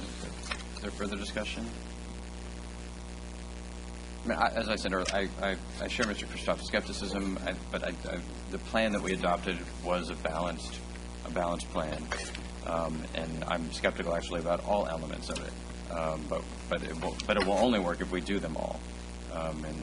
So I think to work on enforcement and on penalties has to go hand in hand with work on coordination and access to services. It's our only hope of getting to a solution. But I think we can't adopt a traditional, I don't mean YOLO, but a traditional generic county approach, which is to count meetings and referrals and be done with it.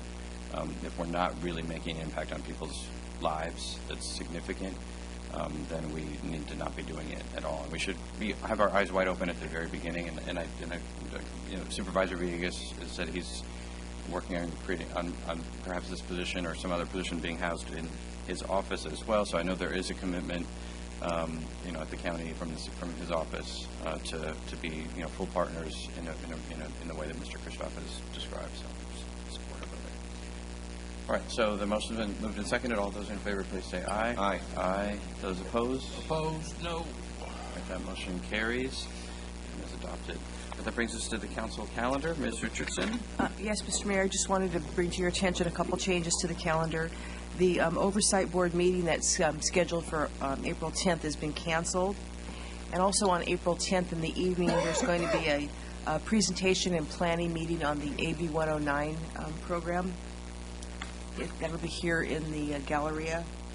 And today we learned that we have a tentative date set for the demolition of the CEMEX silos, and that looks to be on April 28th. We'll be touching bases with the council to confirm calendars to make sure that that is workable, but that's a tentative date at this point.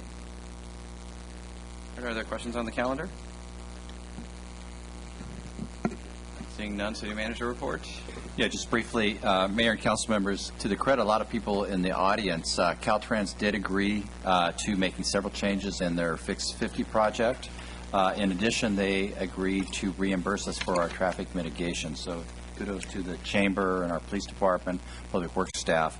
That's up to $750,000 on that. In addition, rail safety was mentioned today. Rail safety was mentioned. There's going to be a session at SACOG. Our fire chief, our port staff has been working on the issue of the tankers through our city. We'll come back after the SACOG meeting, getting some additional insight from other jurisdictions and report on rail safety at the April 30th meeting. All right, questions on the City Manager report? City Attorney report. All right, staff direction from members of the council. We have no future agenda items, so is there a motion to adjourn? No, is there a motion to adjourn? I'll move to adjourn. All right, so moved by Councilmember Sandine and seconded by Mayor Pro Tem Johannesson. All those in favor, please say aye. Aye. Any opposed? Hearing none, motion carries. Meeting is adjourned.